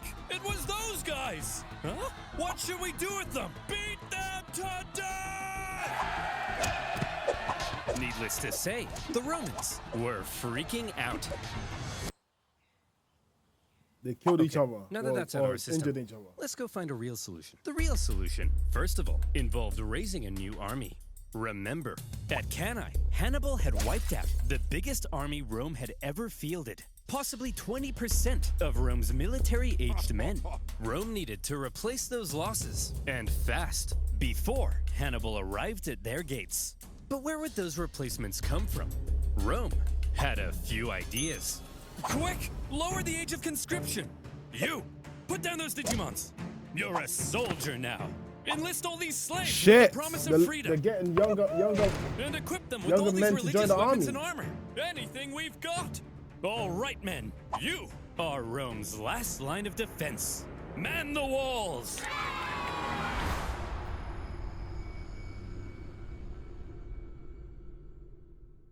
After the earth-shattering defeat at Cannae, the Romans expected Hannibal to arrive at their gates any day now. In Hannibal's camp, the mood was triumphant. We did it! We won! So when do we march on Rome? Today? I'm free in 10 minutes. Whoa, slow down. We're not going to Rome. We're staying right here. Are you an idiot, Hannibal? No, I'm smart. We don't need to march on Rome, because after what we did, the Romans are definitely going to surrender. Watch. Hey, Jim Bob. Yes, sir? Oh, Go to Rome bro. and discuss peace terms. Yes, sir. Hey, No. Hannibal. Hannibal. Don't get overconfident. Shit. Is I'm that here to Fabian? discuss peace terms. Piss off! They told me to piss off! What? They didn't surrender? No! And they were mean! Hannibal was learning that Rome had an unprecedented attitude towards surrender. Even when Hannibal offered to ransom thousands of prisoners back to Rome, a pretty common practice in ancient warfare, the Romans refused, opting to let their own men be sold into slavery rather than paying a penny to the enemy. It was clear that in order to defeat Rome, you had to annihilate them. If any Roman man was still standing, you hadn't yet won. But still, Hannibal decided not to march on Rome, and it was a controversial decision. Even one of his own commanders famously told him, "Hannibal, you know how to win a battle, but you do not know how to win a war." From Hannibal's perspective, perhaps he knew his army was designed to survive behind enemy lines and sow chaos. It may not have been well equipped to undertake a risky siege of one of the most fortified cities on Earth. Plus, with many of the southern cities defecting to his side after Cannae, Hannibal likely thought things were going pretty well, as is. We'll stay the course. Okay, so the Romans didn't surrender after 3 major defeats. But surely they'll surrender after 4. Unfortunately for Hannibal, however, after Cannae, the Romans well and truly learnt their lesson. Well, would you look at that? Remind me, who was it that said Hannibal was too dangerous to fight? You. And who said we shouldn't fight him directly? Senator. You. And who tried to fight him directly? Us. And what happened? We lost 20% of our military-aged men. That's right. So tell me, when Hannibal approaches, what do? We run away. I'm a genius. Clap for me. After Cannae, Fabius Maximus kind of became the unofficial leader of Rome. Even if others were elected consul, his influence was unparalleled, and Rome quickly reverted to the Fabian strategy of avoiding Hannibal. They knew they couldn't defeat him, so instead, they hoped they could at least contain him. They raised an impressively large number of men, partly by enlisting teenagers, slaves, and criminals. And rather than trying to fight Hannibal, they instead turned their attention towards those treacherous southern cities that had switched sides. Thanks for joining the winning team, guys. Here's the deal. All you have to do is provide me some troops and defend your own city, since I'll be too busy to defend it for you. Now, I'm going to briefly turn around, look this way, and when I look back, you better not be being massacred by the Romans. Oh, for goodness sake! The Romans spread out their newly formed legions and began attacking the southern cities here, there, everywhere. The southern cities expected to have Hannibal's protection, and Hannibal was inundated with requests for help. He was forced to run around southern Italy, trying to encourage defection while rescuing his own allies. But when he showed up, the Romans would often leave, only to come back the second he went away again. And as these southern cities found themselves being punished severely by the Romans, they began to realize that joining Hannibal may not have been such a good idea. Oh Hey! no. You think you're so big? Attacking my allies? Why don't you come out and face me? Because you're scary! The fickle southern cities frequently switched sides depending on who appeared to be winning, and the whole situation became a nightmare for Hannibal to control, playing a constant game of Roman whack-a-mole to fend off the enemy armies. Having not long ago seemed near extinction, the Romans had managed to turn the situation around by placing Hannibal in a clever predicament. If he left southern Italy, the southern cities would likely capitulate to Rome, meaning he couldn't leave. And since the Romans wouldn't fight him, he couldn't inflict any more dangerous defeats. For now, Hannibal had been muzzled. Southern Italy had been his prize for his impressive Italian campaign. But those clever Romans found a way to take his prize and turn it into his prison. With the Fabian strategy neutralizing Hannibal for now, the Romans were freed up to refocus their attention to other fronts. Fabian's strategy needs to be nerfed, guys. It needs to be nerfed. That's insane. This whole time, while we've been discussing Hannibal and the Italian campaign of the Second Punic War, fighting had actually been occurring elsewhere. For example, in 216 BC, the Romans had sent an army north to punish the Celtic tribes that had joined Hannibal. However, as the Romans entered the Latana forest, little did they know those clever Celts had set up a trap. The Celts dropped trees on them, decimating the Romans, and they even took the commander's head to use as a religious sippy cup. Oh, I love that. So that went pretty bad. Whoa, very bad. But thankfully, in other theaters, things were going a bit better. For example, let's look at Sicily. After Cannae, internal chaos in Syracuse caused this longtime Roman ally to switch sides, because being a winner is more fun. The Carthaginians also landed troops, hoping to retake their lost island, while Roman proconsul Claudius Marcellus moved in to besiege Syracuse. The siege was a brutal slug for the Romans, largely due to the presence of one famous scientist and mathematician, Archimedes. He lived in Syracuse at the time, and he invented a variety of clever contraptions to defend the city. There was a giant claw that could grab and destroy Roman ships, and purportedly even a big mirror that could magically ignite them. The Carthaginian forces on the island attempted to come to Syracuse's rescue, but luckily for the Romans, they all got diarrhea and then died. Finally, in the city itself, the day of a big annual religious festival came, and the Syracusans said, "Well, fellas, we've been holding off the Romans for over a year now. I think we've earned ourselves a little party." Sir, we're still under a massive siege. Are you sure? They'll probably take advantage of it. Well, Carl, I'm taking advantage of the open bar. Sir, they've got battering rams. Well, Carl, I'm ramming these hors d'oeuvres into my mouth. No. Sir, they'll tear down our walls. Well, Carl, I'm tearing it up on the dance floor. Sir, they're literally at the gates. Why do you think that was a good idea? I'm literally at the cheese platter. Marcellus took advantage of the drunken festivities, stormed the city, and plundering ensued. In the chaos, Marcellus ordered Archimedes be captured alive. Some sources say Roman troops entered Archimedes' home, and they were like, "Hey man, are you the math guy? Go away, I'm drawing circles. Look, I just need to know if you're the nerd. Come on bro, get out of here, you're messing up my circles." Now is not a good time to draw circles. It's always a good time for circles. I love circles. Either stop drawing the circles or I kill you. I choose the circles. Despite not securing Archimedes, by 210 BC, the Romans did secure Sicily, and also put down a Carthage-supported rebellion on nearby Sardinia. 2 Roman successes, and there were more to come. After Cannae, King Philip V of Macedon saw an opportunity. He was concerned with recent Roman expansion into Illyria, and so, when he saw Hannibal annihilating the Romans in Italy, he said, "Oh my gosh, hey! Hey, Hannibal! Oh my gosh, you're so cool! Let's form an alliance and annihilate the Romans together!" Sure. Yes! Yes! Fuck yes! Yes! Yes! Hannibal hoped to secure Philip's help in fighting Rome. But a Roman army was sent to the region, stirred up Philip's other Greek opponents, and essentially kept Philip bogged down in Greece for the entire duration of the war. Wow! Another kind of Roman success. But the main front Rome was hoping to push Carthage back in was Spain. The riches of Spain made it one of Carthage's most valuable possessions, and the Romans were eager to weaken it. Remember way back at the start of the war, the consul Scipio was supposed to go to Spain, but ended up rushing back to Italy when he realized Hannibal was crossing the Alps.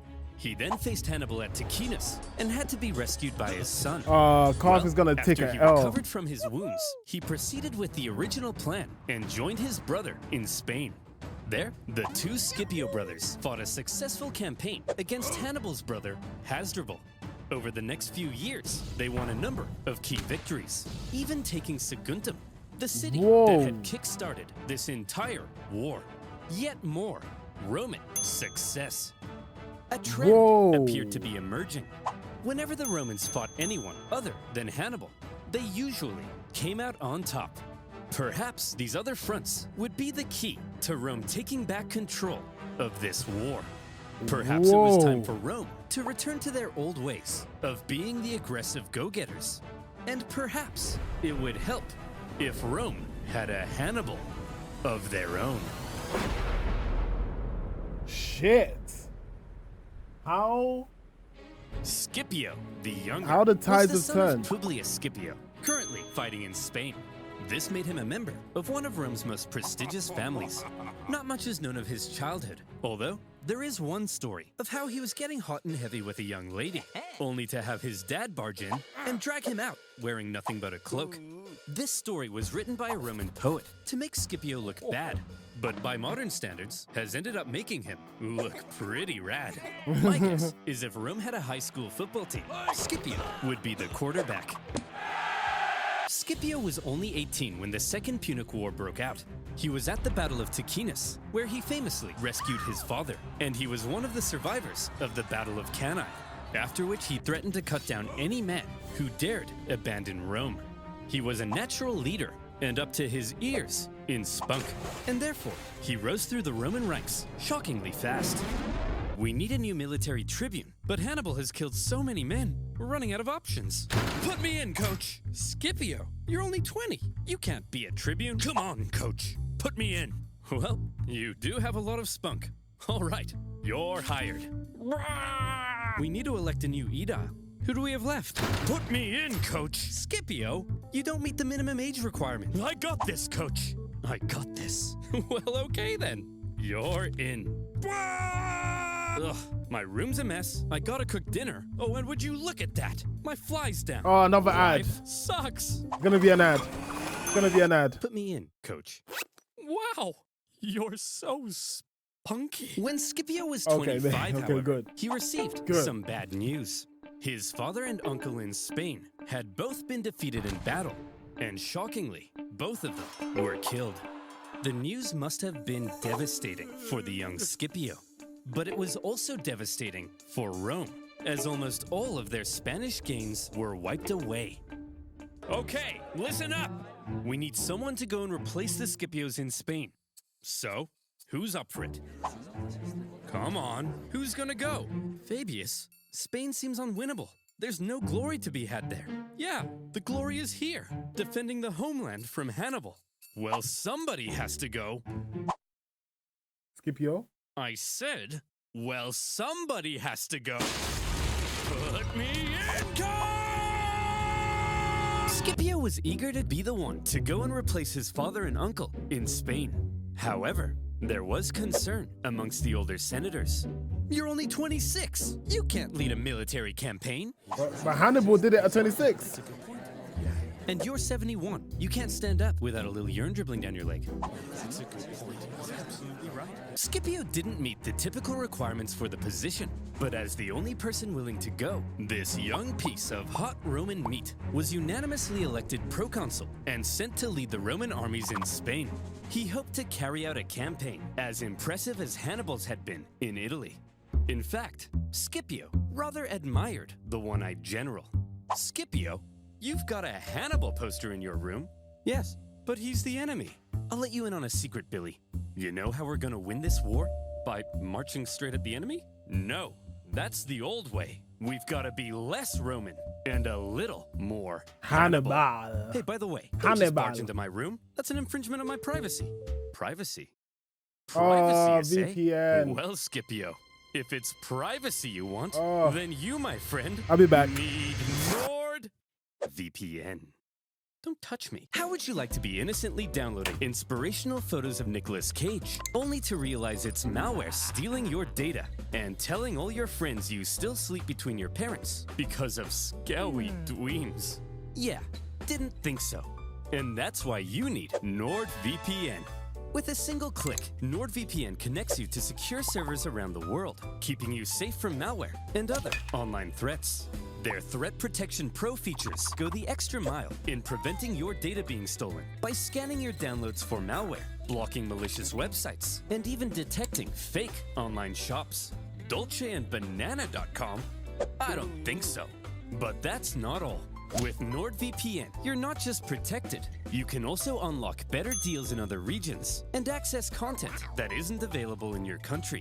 So get protected today by heading to nordvpn.com/oversimplified and grab an exclusive deal with 4 extra months for free. That's nordvpn.com/oversimplified. And as always, you'll be supporting my channel. So thank you. Now, where were we? Oh yeah, Hannibal contained a young piece of hot Roman meat sent to lead the Roman armies in Spain. Scipio was charismatic, extremely confident, bold, and probably most importantly of all, he thought differently from other Roman generals. So Skippy, what's the plan? Don't call me that. We're Roman, so same thing as usual, right? We march straight at the enemy, right? Get this, Billy. Guys, want to know something? This was a low IQ moment for me. Every time the ad comes on, I could just skip. Low IQ. No, we don't. Scipio was a real outside-the-box thinker. There were 3 main Carthaginian armies in Spain, 2 led by Hannibal's brothers, Hasdrubal and Mago, and another led by Hasdrubal Gisco. Most Roman generals might have looked at these armies and said, I just gotta, march straight at these guys and kick their ass and stuff. But not Scipio. At a time when many believed winning battles won wars, one of Scipio's greatest strengths was an ability to see the overall strategy behind his actions. He knew that Spain was the closest thing Hannibal had to a base of support. With its mass resources and manpower, it's where Hannibal likely hoped to get supplies and reinforcements from. Spain's base of support was the city of New Carthage, the most fortified city on the peninsula, perfectly positioned to communicate with and receive supplies from Africa. And so, if Scipio managed to take New Carthage, he could take Spain. And if he took Spain, then maybe Hannibal would fall. To Scipio, Spain wasn't just some sideshow. It was the main show, and it all rested on New Carthage. But a surprise attack on Carthage's capital city in Spain? It was a ridiculous idea. Even if you pull off the 7-day forced march past the Carthaginian armies to New Carthage. Once you get there, you'd only have a couple weeks to take the city before the Carthaginians arrived to kick your ass. Sieges of cities that fortified usually took months, if not years. So, Scipio, how are you going to pull this off? Well, that's a good question. To make sure the surprise plan stayed hidden, Scipio kept it a total secret, even from his own men. Where are we going, Skippy? I'm not telling you. Is it Disneyland? I'm not telling you. I think that means we're going to Disneyland. This secrecy kept the Carthaginians from preemptively reinforcing the city. As a result, New Carthage was left under garrisoned because the Carthaginians believed it to be kind of naturally impenetrable. It was surrounded on 3 sides by a lagoon and only accessible via a narrow isthmus. What's an isthmus, you ask? Maybe read a book. Alright, Scipio, you made it to New Carthage. Now the other Carthaginian armies are only a 10 days march from coming and kicking your ass. Just what were you thinking? Well, Scipio had learned something crucial. Every afternoon, the tides made the lagoon around New Carthage briefly shallow enough to cross. So, he ordered a large diversionary attack on the main city gates, distracting the city's defenders. Then, a small infiltration force traversed the lagoon, climbed the unguarded northern walls, and entered the city. They ambushed the guards and opened the city gates to the rest of Scipio's army. Oh, and that's just amazing. Like that, New Carthage The war is so had fun, fallen. bro. In a single day, Scipio had taken Carthage's capital city in Spain, and he made it look easy. With it, he seized much of Carthage's war supplies, several silver mines near the city, and various powerful Iberian tribes even joined his side. And now he was in a great position to take on the other Carthaginian armies in Spain. Wow, Skippy, you're amazing. Don't call me that. How'd you know the lagoon would get shut? It's almost like you speak to the gods. No, I told him. All the local farmers know about the yes, that's it. I speak to the gods. Wow! Scipio had no problem allowing his men to think he was divinely inspired. Roman writers also tell us another of Scipio's traits. He was apparently quite merciful in victory and often protected the inhabitants of captured cities. Spencer! What are you doing? Well, I was just about to murder this family. Hey, bad Spencer! No! Can I at least kill the dad? No! What about the... No! Oh, you're mean! The Carthaginian generals in the region must have been shocked That's good. Scipio, that's good from Scipio. That's very at good. the loss of their capital city.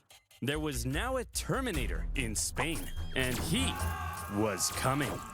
In 208 BC, But Scipio has done what Hannibal couldn't do. Take the capital city. he made a move on Hasdrubal, hoping to defeat him before the other Carthaginian armies could come and link up.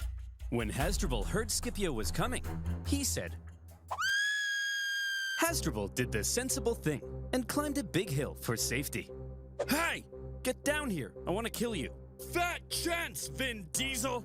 Well, he doesn't have to be rude. So what's the plan then, Scipio? This time, we march straight up and at him. Right? Right, Scipio? No, Billy. you don't. No. Scipio once again displayed a distinctly not Roman approach to fighting, when instead of marching straight up and at him, Scipio feigned a frontal skirmish, only to pull off a surprise uphill envelopment. Not an easy thing to do, but Scipio had trained his army to pull off maneuvers that typical Roman armies couldn't. After the battle, This looks like football, bro. Football strategies, bro. the defeated Hasdrubal fled Spain, hoping to link up with his brother Hannibal in Italy. And Hannibal desperately needed the help. As Scipio was dominating in Spain, Hannibal's struggles in southern Italy continued. He was convinced that if he just received ample supplies and reinforcements, he could reverse his fortunes and get back to kicking Rome's ass. But for the remainder of the war, he would suffer a frustrating lack of support from the Carthaginian Senate. After Cannae, Hannibal had sent his brother Mago to Carthage, where he famously poured out golden rings taken from fallen Roman knights. He told the Senate that with reinforcements, Hannibal could finish the job. But a growing faction in the Senate, possibly jealous of Hannibal's rising influence, opposed sending any help. In the end, a Are you large number of the dumb? reinforcements gathered for Hannibal now ended up being diverted to stop Scipio in Spain. Just as he had hoped, Scipio's campaign in Spain was actively harming Hannibal in Italy.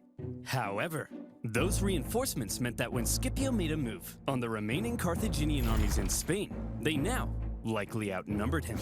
With the odds heavily stacked against him, Gosh. it would take some serious skill to win this battle. How is he gonna This put? time we're gonna march how's he straight at pull- them, right? pull No, this one Billy. off? The preceding battle of Ilipa is But I'm often locked in considered so Scipio's tightly on this one. masterpiece because it was positively oozing with deception and trickery. First, both sides spent several days forming up and facing off without actually fighting. On each day, Scipio placed his strongest Roman legions in the center with his weaker Iberian allies on the sides. Seeing this, the Carthaginians were like, "This guy's an idiot. We've seen his plan. His strongest troops are going to be in the center. So let's form all of our battle plans based on this information. I'm sure he won't change anything at the last minute."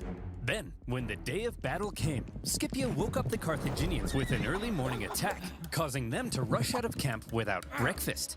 When the Carthaginians lined up with their strongest troops in the center to meet Scipio's, they were stunned to find that Scipio had completely reversed his order. The weaker Carthaginian sides now found Scipio's strongest bearing down on them. Then, in Shit. an extremely impressive maneuver, the well-trained Roman wings even stretched out during their approach, hitting the Carthaginians from the sides. The Carthaginian center could have turned to help, but Scipio had ordered his center to approach so slowly that Carthage's center could do nothing but just stand and wait. In this way, the outnumbered Scipio had cleverly controlled events so that the bulk of the strongest Carthaginian Bruh. troops couldn't fight during the battle. He had Yo. completely removed them from the equation. The incredible Scipio had inflicted a monumental defeat on a much larger enemy force.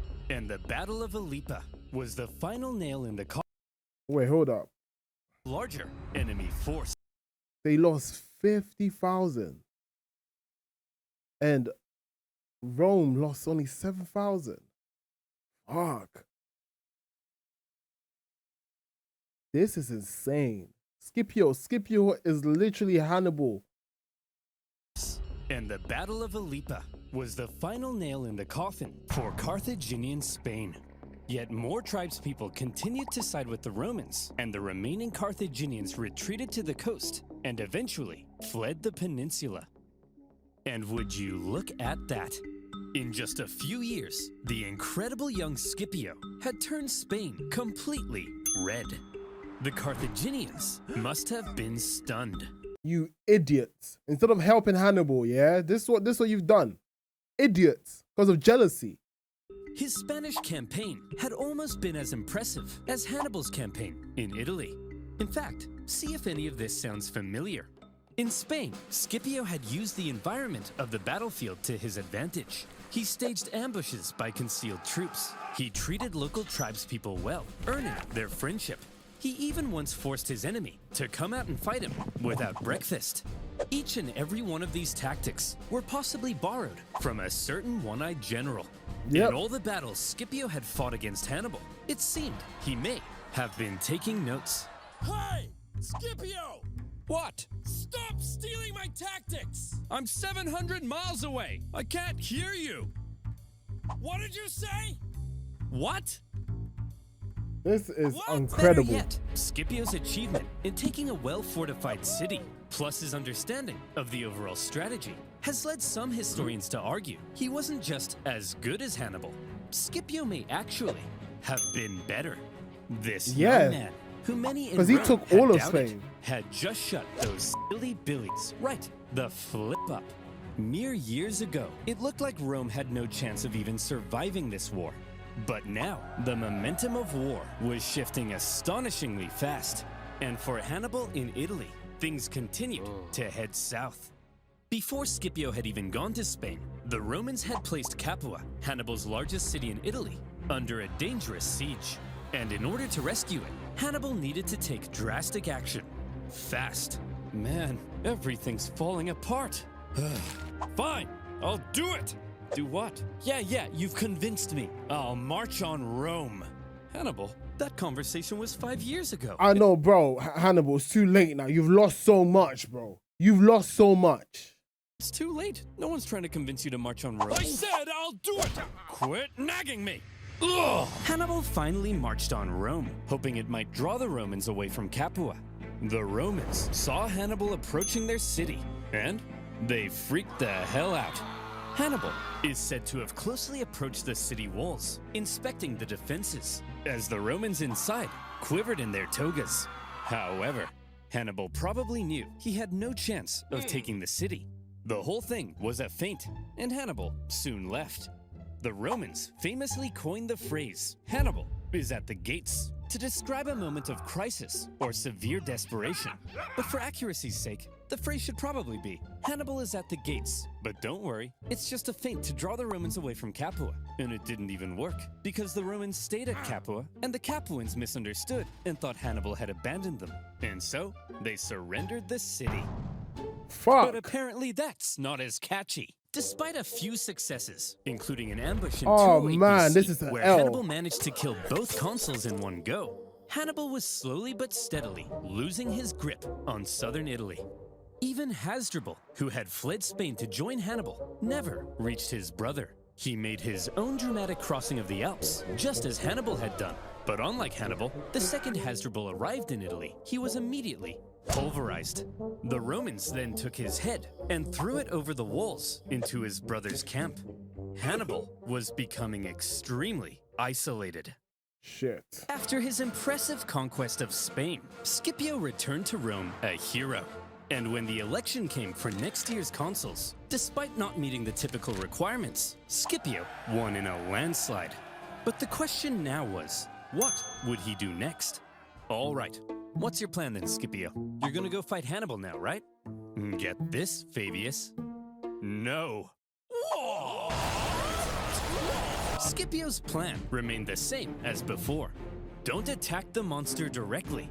Attack I his am base in of support, shock. I'm in which awe now of happened all to of be this. Carthage itself. That's right, Scipio would invade Africa. However, Scipio understood that any invasion of Africa would stand a much better chance if he could secure an alliance with one of the African tribes. Throughout the war, Carthage's far superior Numidian cavalry, which came from this part of Africa, had played a critical role in winning battles.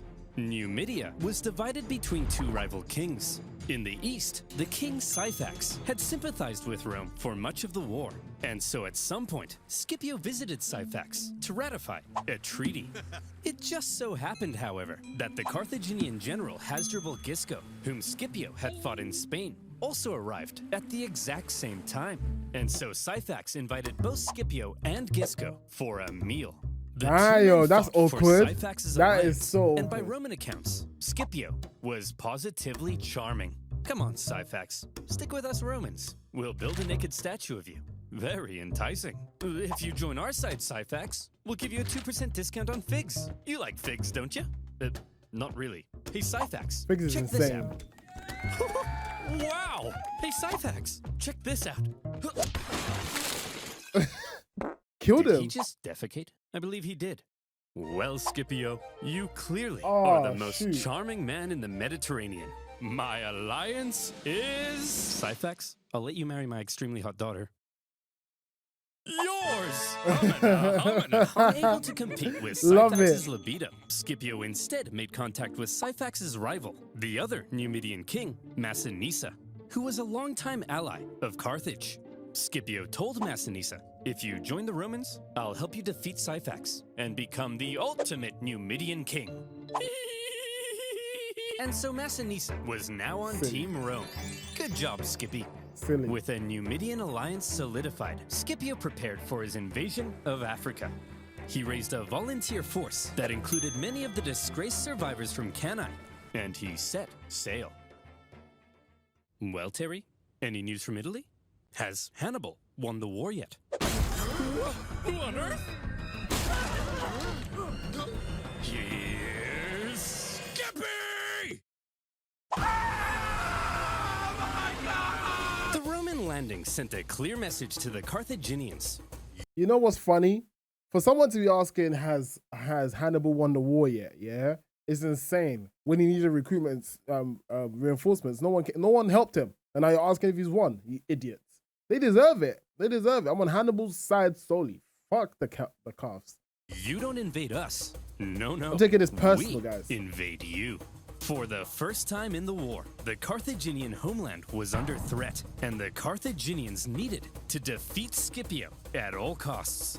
They gathered a huge army led by Hasdrubal Gisco with allied Numidians led by Syphax, and they ordered them to get Scipio the hell off their continent. Sources say at this point, Scipio was severely outnumbered. Scipio? That army's huge. There's no way we can beat off all these men. How are we gonna beat off all these men? Oh, beat off all this men is insane. And while maintaining eye Again. contact. As Whoa, always, Scipio pause. had a plan to deal with the larger enemy force. It just so happened that Syphax was offering to try and broker peace between the Romans and the Carthaginians. And Scipio smelled an opportunity. He sent a Roman envoy to Syphax's camp. And when they got there, Syphax was like, "Hey guys, welcome to the enemy camp. Just before we begin negotiations, a small safety demonstration. As you can see, our huts are made of grass and reeds. Very flammable. If there was even a single spark, this whole place would become a raging inferno, and all my men would burn alive." Very interesting. The Roman troops then reported back to Scipio about the Numidian camp, its construction, and most importantly, its flammability. Then, the following night, as the sun was setting over the beautiful African They burnt plains, it down. and the Carthaginians got all comfy in their beds, they began to gently dream of Carthaginian figs and child sacrifice. Insane. Good Oh, I night, forgot that the calves did Carthaginians. that. Good Oh. night, Syphax and I don't even know Gisco. why I was on their side. Good evening, Scipio. Ah, Shadowy Roman stretch. figures approached the Numidian camp. As the Numidians lay in their beds, Scipio executed his plan. The Shit. camp erupted into flames. With the flammable wooden huts, the fires spread terrifyingly fast. Men were burned in their beds. Those who awoke in a panic, believing the fire to have been some kind of terrible accident, rushed to the exits without their weapons and armor. Those who saw the no fire way. from the Carthaginian camp also rushed out unarmed. And when they got there he was. Scipio, the Romans, and their steel. Shit. The terrified Carthaginians were massacred, and with heavy casualties, Hasdrubal and Syphax fled the scene of the disaster. Scipio followed this incredible success with another victory against the pair at the Battle of the Great Plains. After that, Massinissa chased his rival Syphax into his kingdom, where Syphax was captured.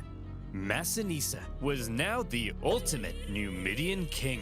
He entered Syphax's capital city. He seized Syphax's palace. He even married Syphax's wife.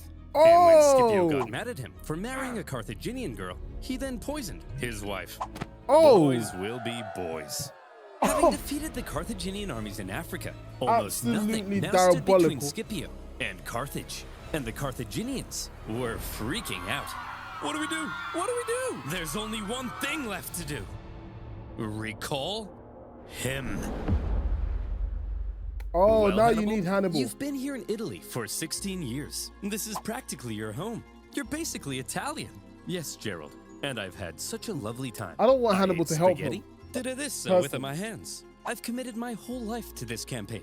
And once Rome has fallen, it'll all have been worth it. Hannibal, you have to return to Carthage. Your Italian campaign has been for nothing. Your whole life has been a waste. No! Imagine being Hannibal in this moment. You left Carthage when you were 9. You probably barely even recognize your own homeland. The kingdom he had built in Spain with his father? Gone.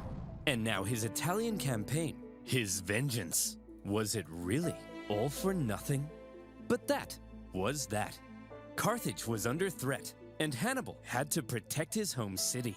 As he left Italy, in Rome, there was celebration, but also some trepidation. Now, Scipio would have to face Hannibal in Africa, where Hannibal would have home advantage. While Oh, Hannibal was man. on his way, the Carthaginians stalled for time and approached Scipio for peace talks. Hey, look, we never meant to start an all-out 2-decade-long war, but you did. No, that was Hannibal. He's to blame for all of this. Well, all right then. Sign this peace treaty. Okay, let me just get my signature right on there. He's here. Yes! Oh, look who's here, you bald prick! You're so dead now, Skippy. Don't. Call me that! Why is he so Carthage mad? proposed peace. He needs to then go relax. back on it. Why is he so normally mad? Merciful Scipio was enraged. He began refusing to accept town surrender and instead began burning everything to the ground, selling everyone into slavery. Hannibal, he's burning our towns. Go stop him. Guys, he's obviously trying to lure me out there to fight on those flat plains, where his Numidian cavalry will give him the advantage. It's a trick. Well, it's working. Go and fight him. It's obviously a trap, and we're falling for it. Go and fight him. Hannibal set out to meet Scipio in the western plains. And here came Scipio's final test. Finally, the teacher would face the student. The Shit, two this is greatest intense, generals of all bro. time, in one last decisive battle. Would Hannibal's genius still shine through? Or would Scipio prove that he had surpassed the master? Before battle, the two great generals rode out from their camps and met in person for the first time. Hannibal, I'm a huge fan. I thought you'd have more hair, and I thought you'd have more eyes. Touché. They then had a conversation, which I'll paraphrase. Hannibal said, "At the start of this war, I had great fortune in Italy. But look at me now, a sad old man who, like other sad old men, failed to conquer Rome. Your fortune can change rapidly, Scipio. You should consider negotiating a peace rather than risking it all in one last fight against me." Very eloquently put. Scipio then replied, You!